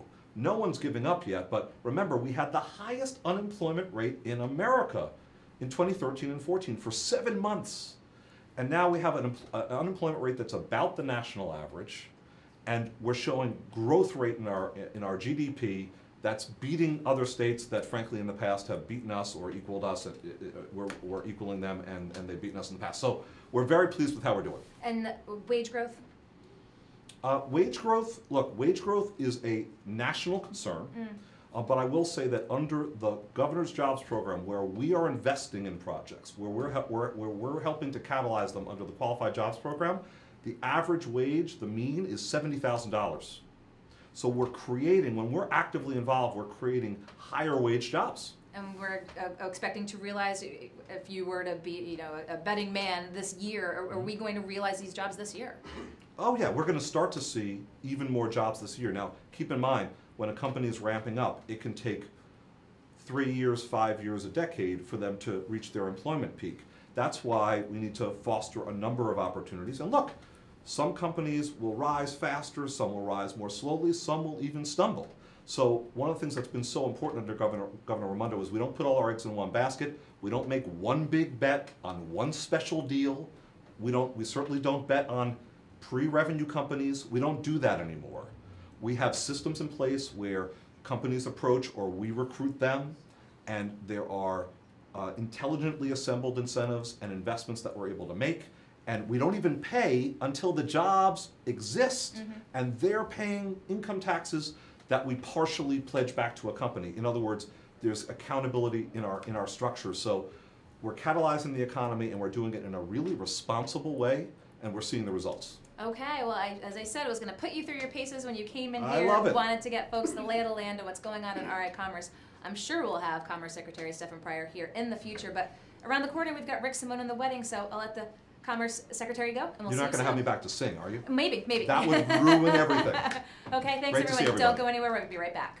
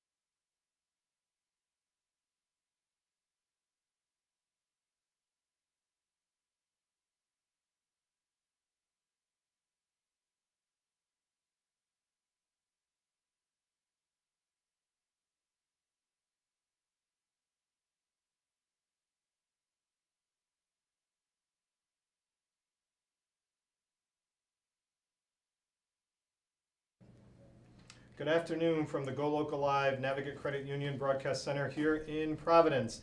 I am back. I know it's 2 days in a row. This once-a-month trend seems to be continuing.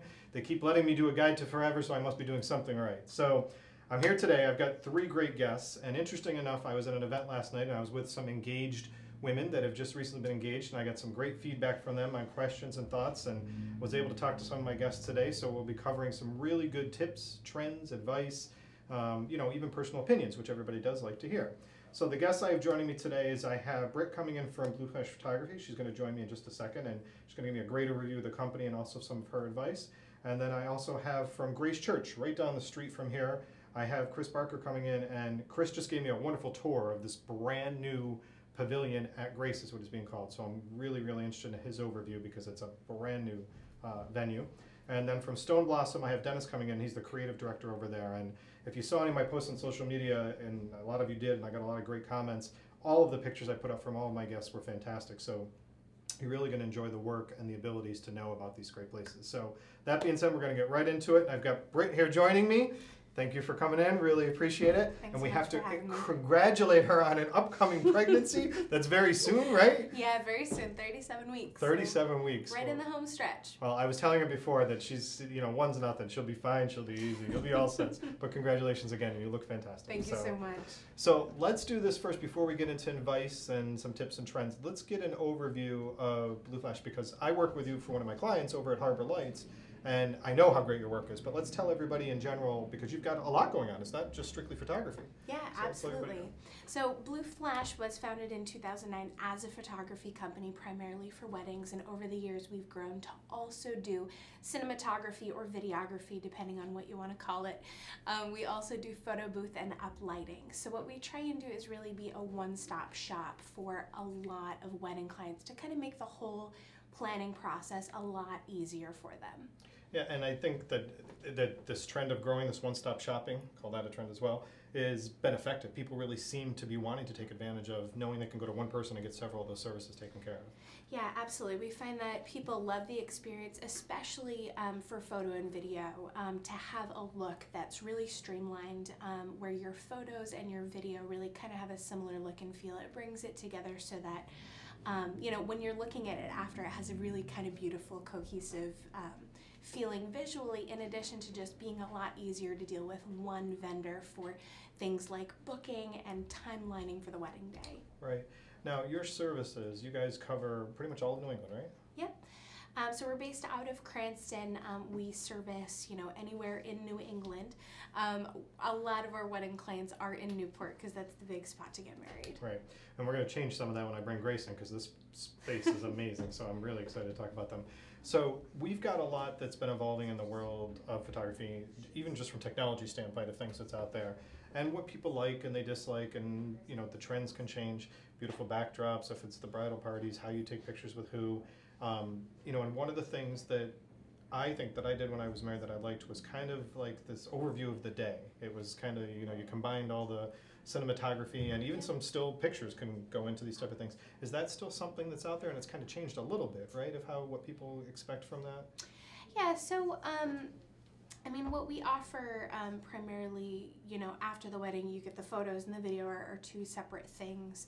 But we do occasionally have clients that come to us before the wedding that are looking for things like edited videos of pictures from their childhood. So we have a lot of flexibility to kind of customize our products to what a client needs. And when you put together that kind of, it's more like a cinematic type piece, right, to do on the video side of things, is it that are you covering the whole day? Does it go from like the beginning before they're getting ready all the way straight through? Yeah, absolutely. So for both photo and video, what we always try and do, and all of our packages include 8 hours of photo or video coverage. So for most folks, we suggest an hour to an hour and a half of prep coverage. So usually that's the last, the final steps of getting ready. So final makeup touches, final hair touches, maybe putting the dress on, so that when you look through the photos or at the video, there's a clear beginning and it really starts the storytelling arc to be able to start there. And then we travel through the wedding day with the couple. So right through the ceremony and the reception, we're there for all the fun stuff. And I think the word you just used, storytelling, I think that's perfect. I think that's a perfect example of how to describe it because there's a lot of emotion in the storytelling, and these are memories that you obviously want to keep and become important.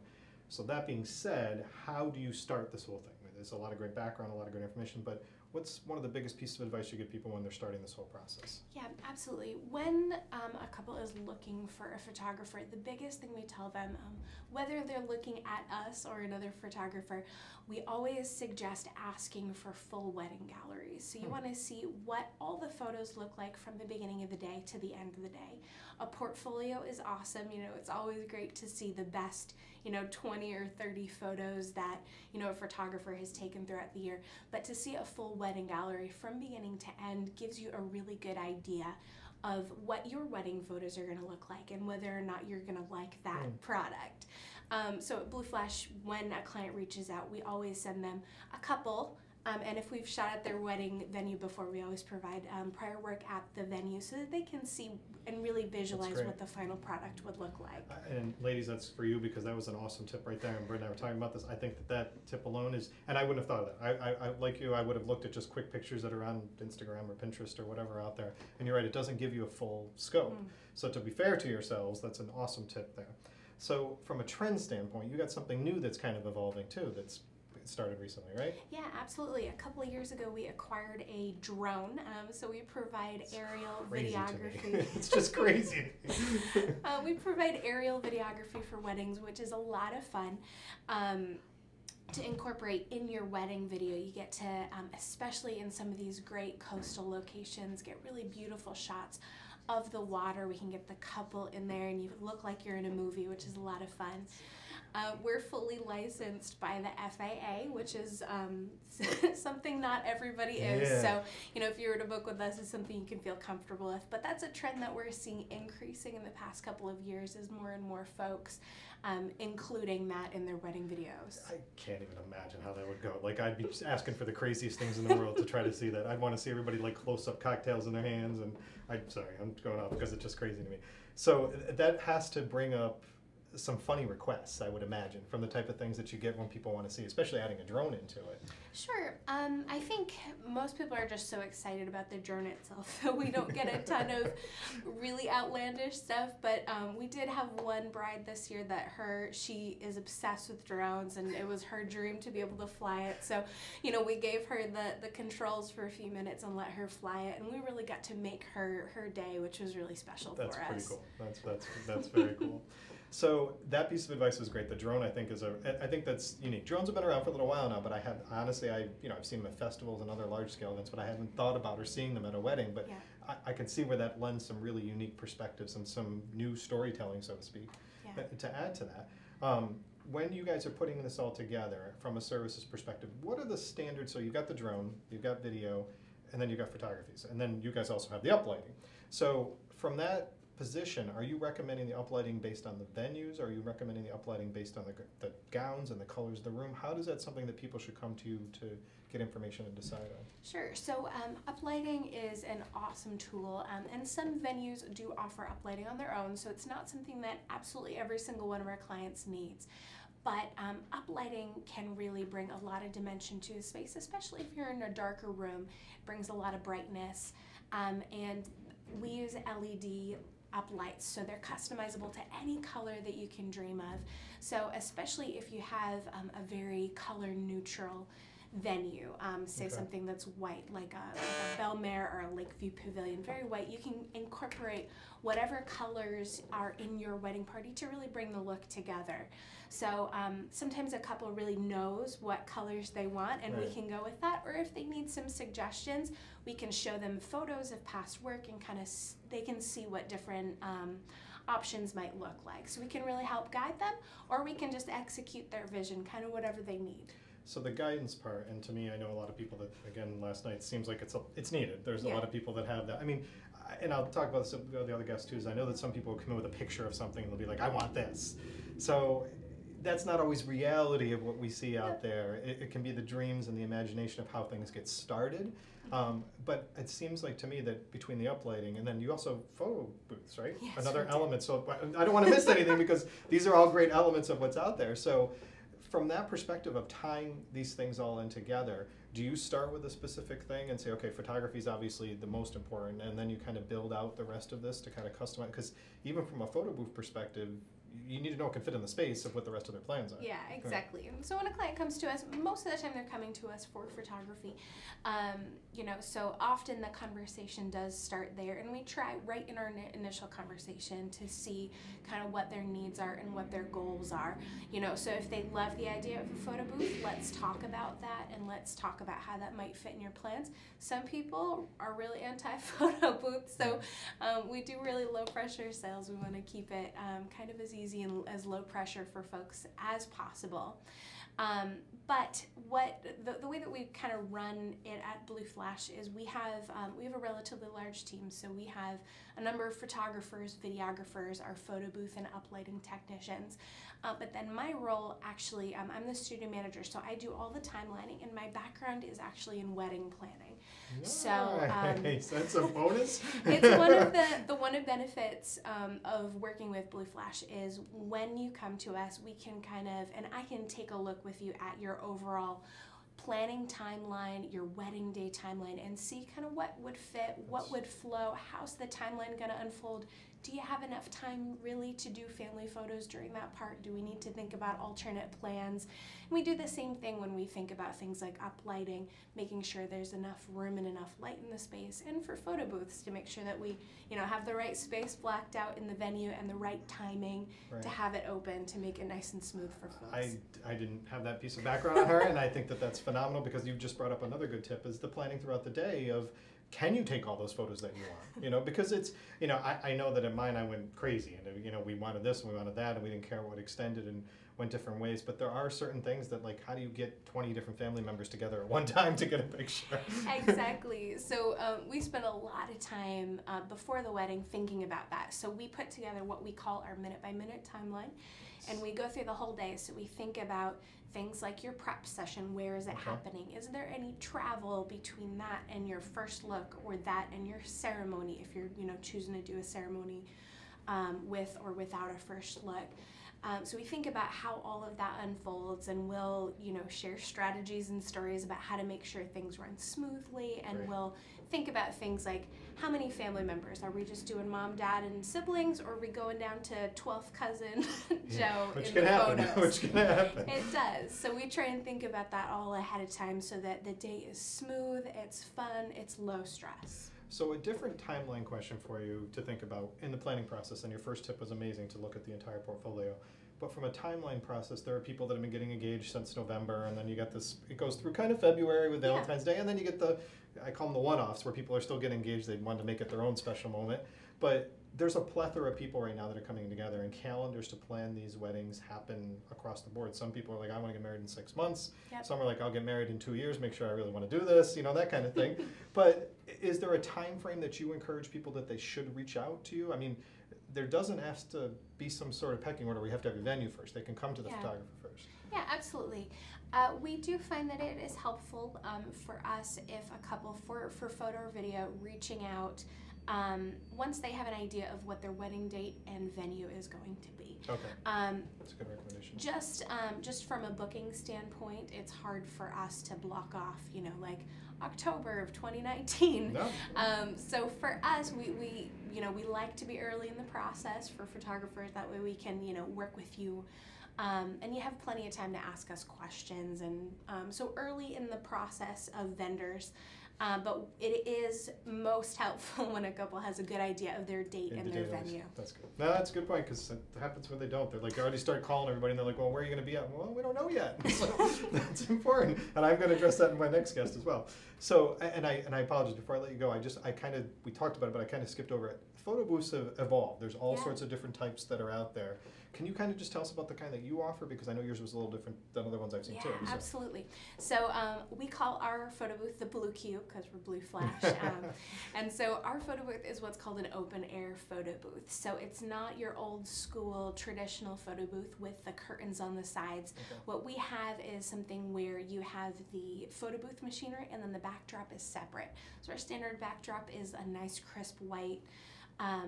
But the benefit of that is you can put 2 people in the photo booth, or you can fit 15 in there and have everybody join in on the fun, which is really, really cool. And then another service that we provide with the photo booth is we post all the photos online after the wedding. So there's an online gallery, and you also get a digital download as the couple. So you get all those high-res photos to share as blackmail on Facebook or put in a photo booth. So it's a lot of fun. Well, that's perfect. You covered a lot for me, and I greatly appreciate it because you give some really good tips and things that, kind of people think about and then they go by the wayside. So I really appreciate it. Thank you for making the time to come in today. It was great to have you here. Thank you for having me, We'll Rick. talk more I soon. appreciate And I got to tell you, one of my favorite things is that I look at the photographs from Harbor Lights because I just love them. So I got to throw that plug out there. Thank you guys. And that's Thanks how we got again, connected. Rick. So Yeah, absolutely. thank you. And I'll see Matt tonight. Tell him I'll see him soon. I will. All right, so next, and it goes into venues and dates and all these great things, and I just had, thankfully, a great little tour of the space. I'd like to bring in Chris Barker from the Grace Church, which is right down the street here.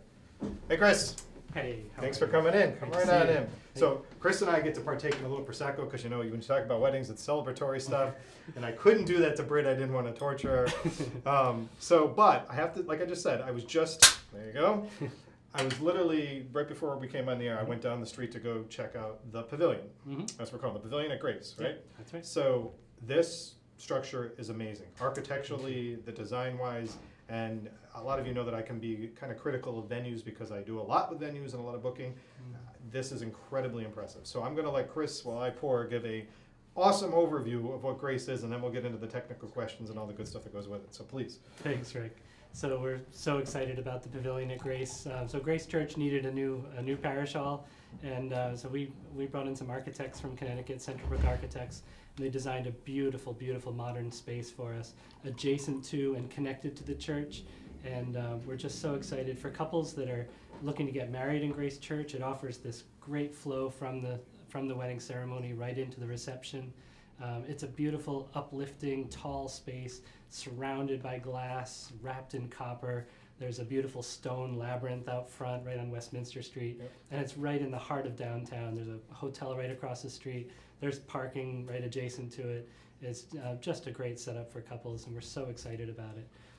We just put our listing up on the Knot in November, and we're just getting lots and lots of calls and emails, and it's really exciting. And we're going to come back to the lots and lots of calls in just a second, but I want to, we have the courtyard that's outside. So overall, from a perspective, if they were to use just the inside, how many guests would you be able to house? We seat 155 guests for a seated dinner type arrangement, and that's with room for a dance floor.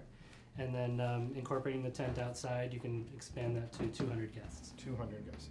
Let's go back just a little. There we go. Okay. So combining outside, we can go up to 200 guests. That's right. So this is, and he did this wonderful thing that he showed me as we were out there, and it's cold out, but it worked perfectly, is that the doors open, and it looks like it's one big venue almost, and you have the ability to tent it, you said. That's right. Yeah. So we have these beautiful 8-foot tall glass doors, and when they open up, it really does tend to make it feel like a contiguous space between indoor and outdoor. So there's very little separation. And we designed a tent with Newport Tent Company that really connects right toward the facade of the building and gives that nice sense of continuity. Well, definitely congratulations to you. And the knuckle, we got to make sure we drink it. Thank you so much. Now, yes, I will point out to my friend Doug, who I'll see this weekend, this is the Mianetto Prosecco that Doug gave me, and I love it. So I'll see you this weekend, Doug. Now, it's great for celebrations. So going back to this, there's a lot of talk about venues that there's a shortage overall in Rhode Island, that there's not enough venues. Yeah. So this is an exciting thing to come on. And we're talking about weddings, obviously, at this point, but you have the ability to do corporate functions, charity functions. It's a venue. You can do what you'd like to do there. And we were talking earlier that if they're not getting married in the church, it's still the ability to be able to use the pavilion. Absolutely, yeah. And the building has some great extras. There's this great 10-foot wide screen that drops down out of the ceiling with a rear projector and a built-in sound system. So for fundraisers and corporate events, it's really a terrific venue as well. And yeah, and for wedding couples, we're trying something that we think is pretty new, where couples can have a ceremony of any denomination in Grace Church and then go and get married inside the reception. Yeah, so it's not just for Episcopal weddings. Obviously, couples are welcome to pursue an Episcopal wedding with a member of our own clergy, but we've really opened it up to a wedding ceremony of any kind. I think that's amazing. They can bring in their own officiant and have any kind of service, and then celebration right next door. That's definitely forward thinking. That's amazing. Yeah. Now, when you were building the space and you had these great architects come in, and it seems like they hit every button of what you needed, from aesthetics to functionality and being there. And again, I'm looking at this from a planning perspective, but also from an enjoyment perspective. I've got the ability for the caterers to have a kitchen, have their out truck there. So let's talk about the caterers, because the space is new, so it's managed by a select group of caterers. So let's talk about who those caterers are. Yeah, so we really wanted to, because we're a small staff at the church, we really wanted to streamline the number of caterers we brought in, and we did a lot of research to to identify the 3 that we really were eager to work with, and it's Blackstone Caterers, Pronzi Catering, and Easy Entertaining. And all 3 we've had experience with, and they just do such amazing work. We're so happy with the quality of service they provide. The food, the cuisine is just amazing, and it's impossible to go wrong with any of the 3. I couldn't agree with them more. And 2 out of those 3 have been on the taste with me before, and I know all 3, Pronzi, Easy Entertaining, and Blackstone, and had done many events with them. So they're absolute professionals. They're good people. They're going to design the menu the way they want.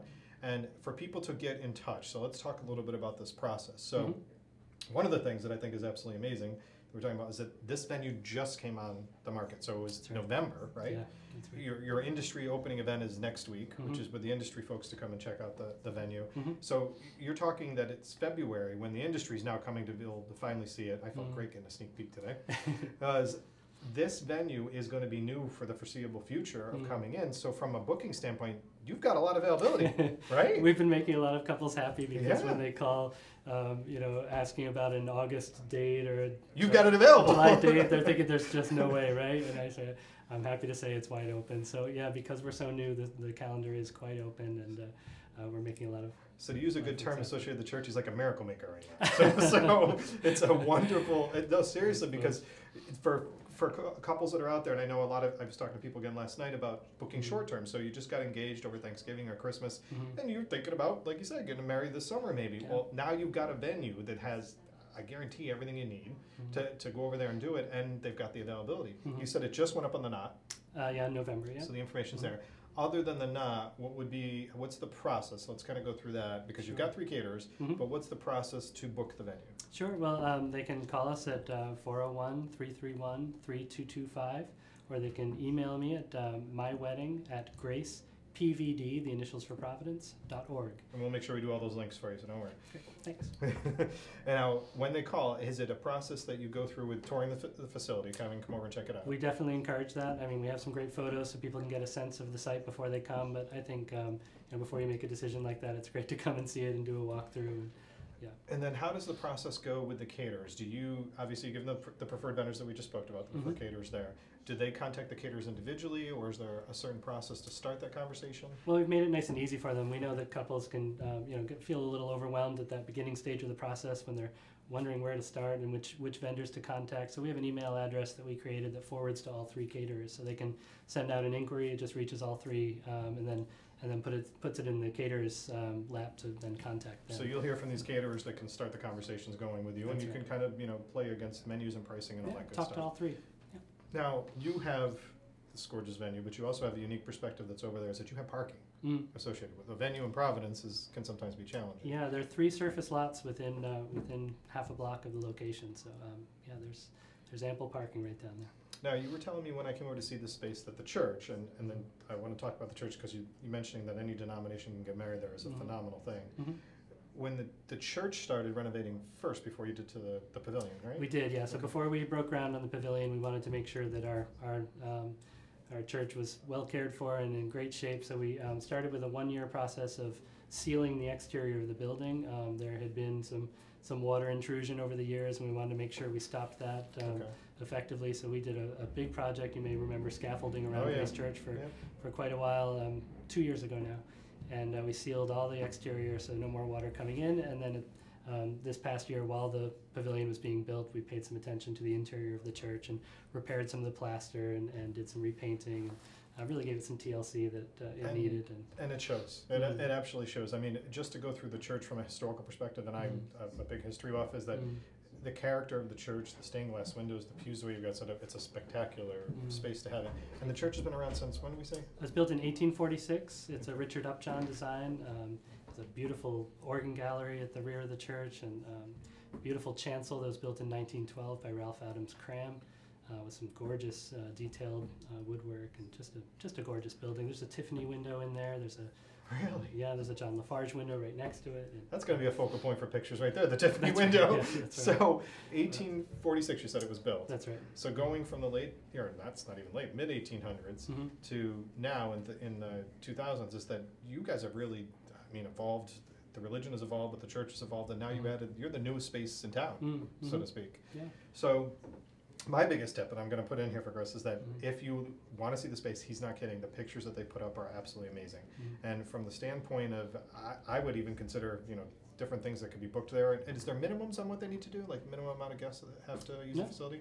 So I mean, again, another option is to do if you're doing a bridal event. Like I just went to someone's bridal brunch where they had 100 people at their bridal brunch the day after the wedding. Sure. So I think that there's other opportunities in your whole planning process to make sure that you're considering when you're thinking about this. Other benefits of the space. Now, what's included when they rent the space? Well, we have 155 Shivari chairs, mahogany Shivari chairs that we're including, so that's a nice perk. They don't have to rent those chairs. We have plenty of 60-inch rounds, and they rent the table covers, the linens, but a lot of So the chairs and the tables are included in the venue? Yeah, enough for 155 on the indoor space, yeah. That's okay. So that can simplify a lot of things right there, and that's something that doesn't happen at a lot of venues. You have to go and further rent your equipment to do those kind of things, so that's excellent. Now, when they come in to do this, and they're going to have the packaging and everything, do they work with the caterers on the planning side of coordinating the day, or is there someone from the parish that's doing that? So it kind of depends. If they're doing the wedding, there's often some planning with if they're doing an Episcopal wedding, for example, there will be quite a bit of coordination on the service end of it. If they're hiring an outside officiant to do a wedding of a different denomination, there might be less involvement in the church in the planning, but we'll still be in the loop for sure. And then I think the caterers will take lead on organizing the details of the reception, and will of course be part of that communication loop. But the caterers are very expert at what they do and can plan everything. Yeah, they are. You got a great group that you put together for sure. From a timing perspective on days of the week, is there any specific days that the venue is going to be restricted from use, any of that type of thing? No restriction. Well, obviously Sunday mornings, Sunday when we're having church services next door, but no, for the most part, it's wide open. That's awesome. So again, that goes from not just weddings like I was talking, but rehearsal dinners, brunches, corporate events, the charity thing. So you guys have done a fantastic job putting together. Congratulations. Thank you. And I can't tell you how excited I am about the space, so I'll be talking to Chris more, I'm sure, in the future. But is there anything you think that I forgot? Because we covered a lot of good news here for the public in general. Is there anything we missed? Gosh, I don't think so. I think All right, we good. did cover quite That's a bit. awesome. But thank you for making the time to come in. Thank really you very appreciate much. it. I appreciate Enjoy it. that on your way out. No, I don't want it to Thanks go to very waste much. for you. You're welcome. All right.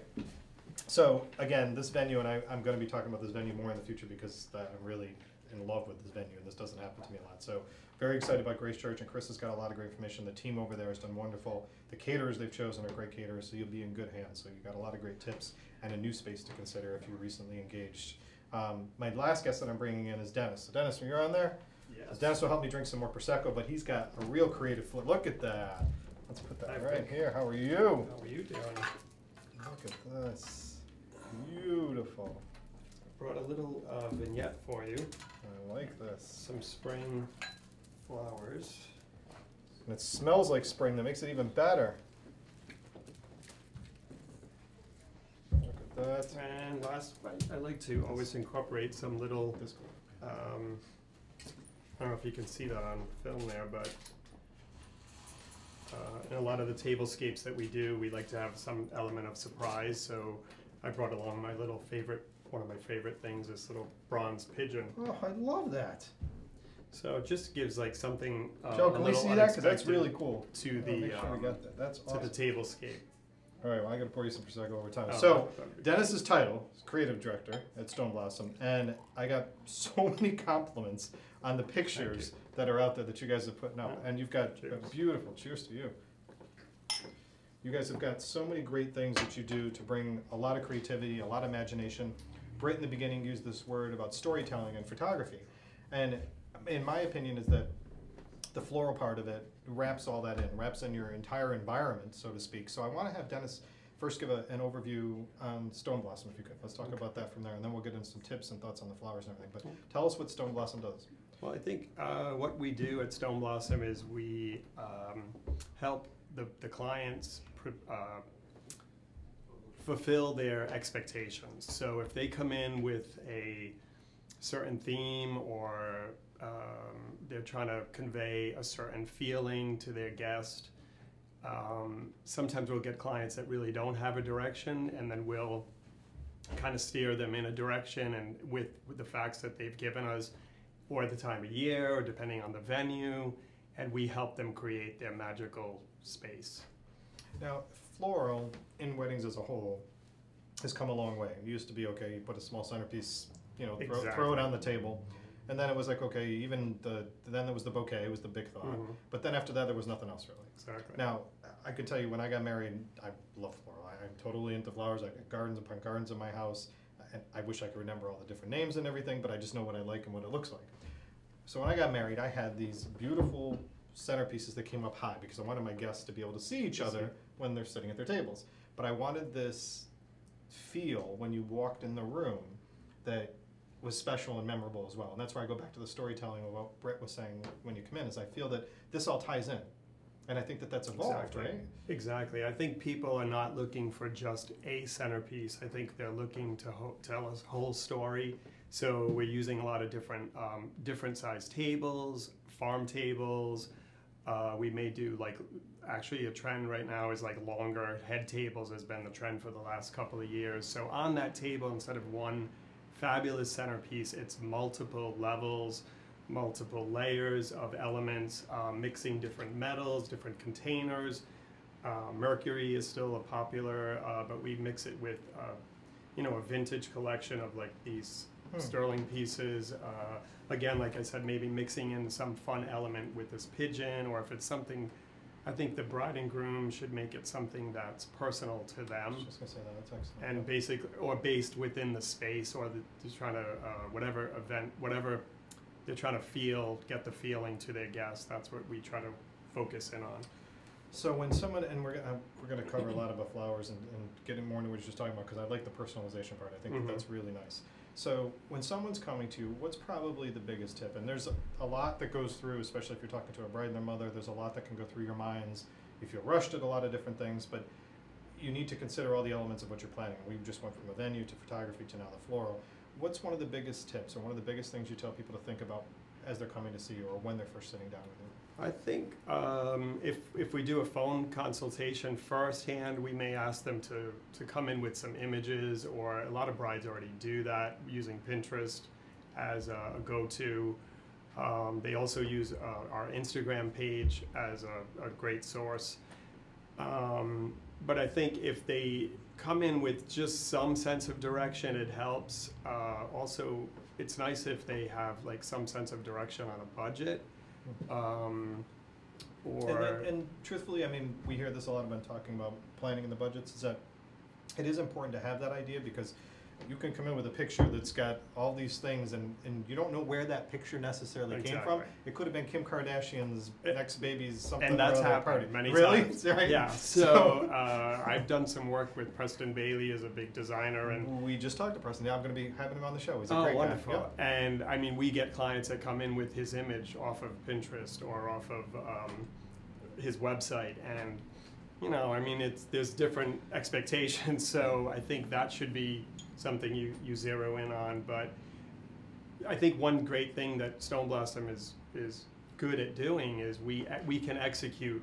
You know, you may have to scale it back, but I think at that point you pick and choose what's most important to you.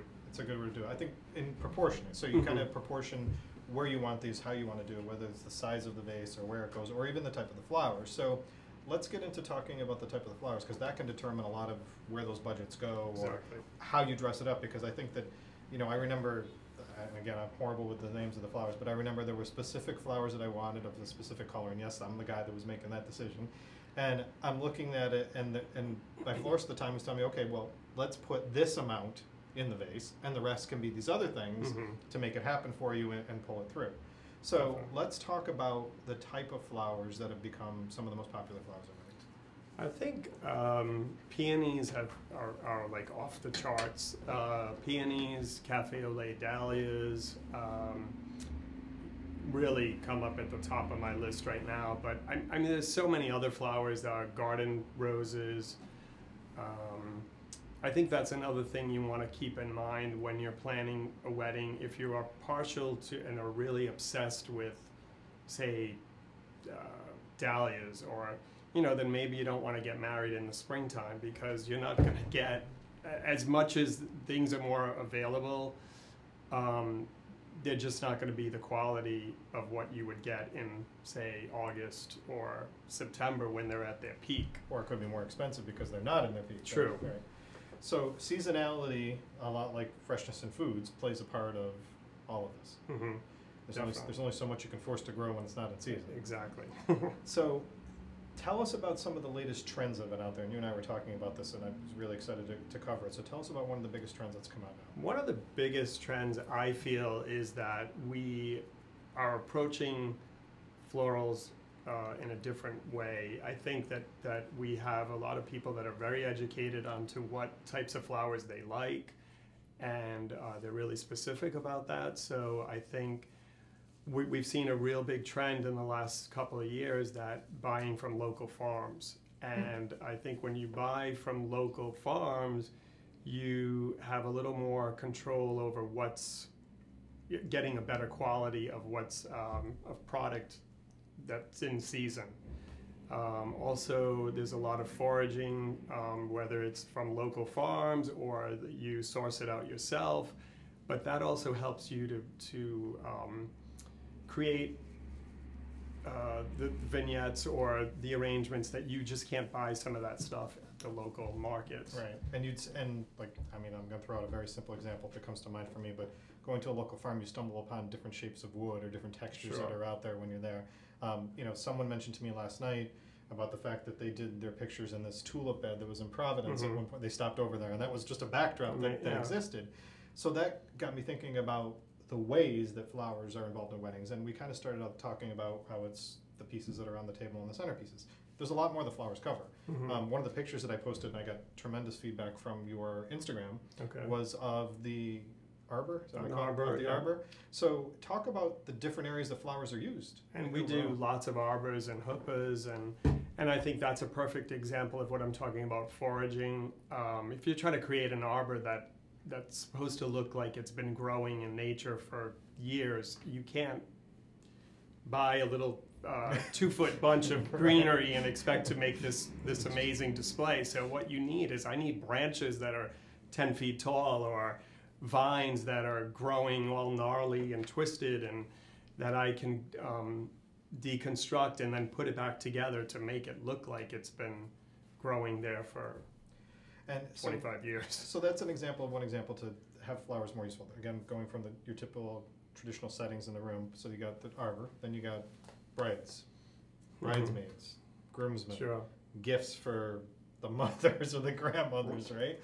And some of the great pictures that you had out there were of the bridal bouquet. So you guys cover all of it. Everything. Okay. So we tell the whole story. I think, like I said again, when you come in, if you don't have a concept or a vision, we help you achieve that. And then or if you do come in with one, we'll take it to the next level, but it becomes more about a whole story. So I think bride and grooms are really trying to connect with their guest and tell a story.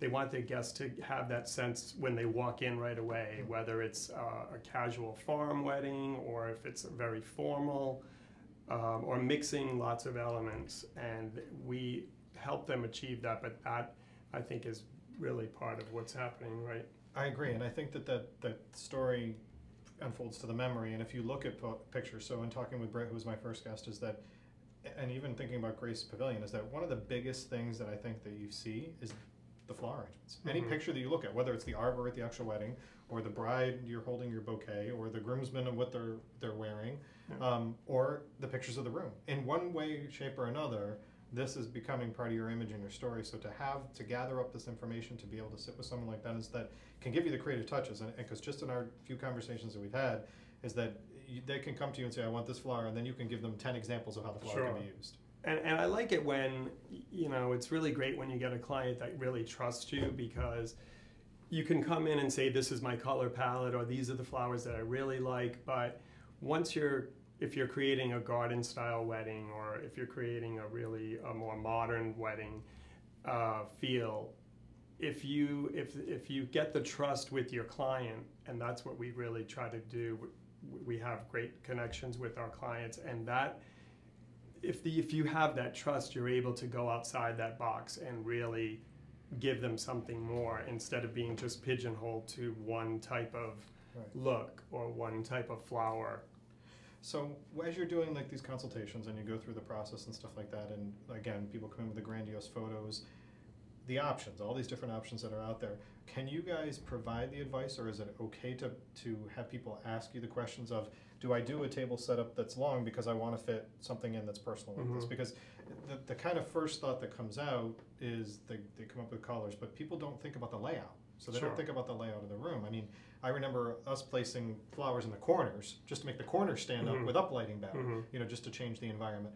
Can you guys help guide them through that process of the table setups and what the table should look like and how these things can incorporate to it? Yes, I mean, that's one of the funnest parts for me, is to, once we pick and choose like what color palette or what direction we're going to go, I like to be part of that decision making where we can steer them in the direction and say, let's do a mix of tables, or let's create a lounge grouping within the space. Or so I think as much as the importance of the flowers, it's also the importance of the whole overall look and feel and the design of whether it's in a tent or, so it becomes the whole environment. So we are floral designers, but we're also interior designers as well. Like, we really help stage the interior, and we work a lot alongside with event planners and also event companies where they will provide some of the bigger prop items that we don't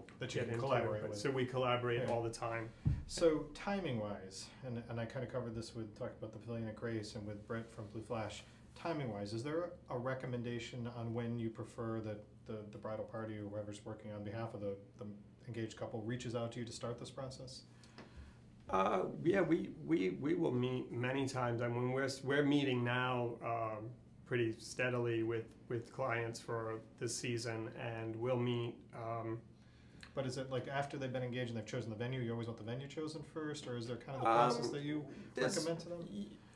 A lot of times they come with the venue already in mind. I think by the time they come to pick their flowers, or maybe they're looking at several places, and then once they meet with us for a brief meeting, they may realize, oh, it's better to go to this direction. Okay, that's good. So that can kind of stem the final decision sure. process for them. If they haven't already booked, it can help them. Now, again, from a timing perspective, you guys have got a great operation. You've been around a long time. Is there any given point where it comes to the point where they should say, okay, I'm getting married in 6 months, I need to reach out to you now? Because do you guys fill up to the point where you can't take any more clients? We do book up, you know, because we don't like to overextend ourselves. We want to really give you the best and the most attention we can for you for the day of your event. So it is best to think ahead, and we like to do things well in advance. Anyone that's worked with us knows that we are pretty organized and pretty, we'll do like a sample meeting a couple of months before your actual event. So all the last minute details are laid out like a couple of months before the event will happen. That's awesome. So there's a lot of good advice and a lot of good knowledge that comes into the planning. And truthfully, as we've talked about many times from professionals, is rely on the professionals, the people that know and how to do this. And if you've got these personal touches, and I'm so happy that he brought that in because it was a thing that was part of my conversations last night. Talk to them about what fits, because you may want to tell them about this first before you even get into the rest of this, right? Well, and sometimes people will bring in some of their own props, and we'll work that in, and that's really fun. If they have a collection of different things that we'll work in, or different vases that we may work into with our other props and vases as well. Yeah, I know and I think one of the questions I have, and I don't want to forget this before we close out, this is a great question, is I had someone ask me on social media that they said, we have this vase that's from our great-grandmother that has special meaning to us.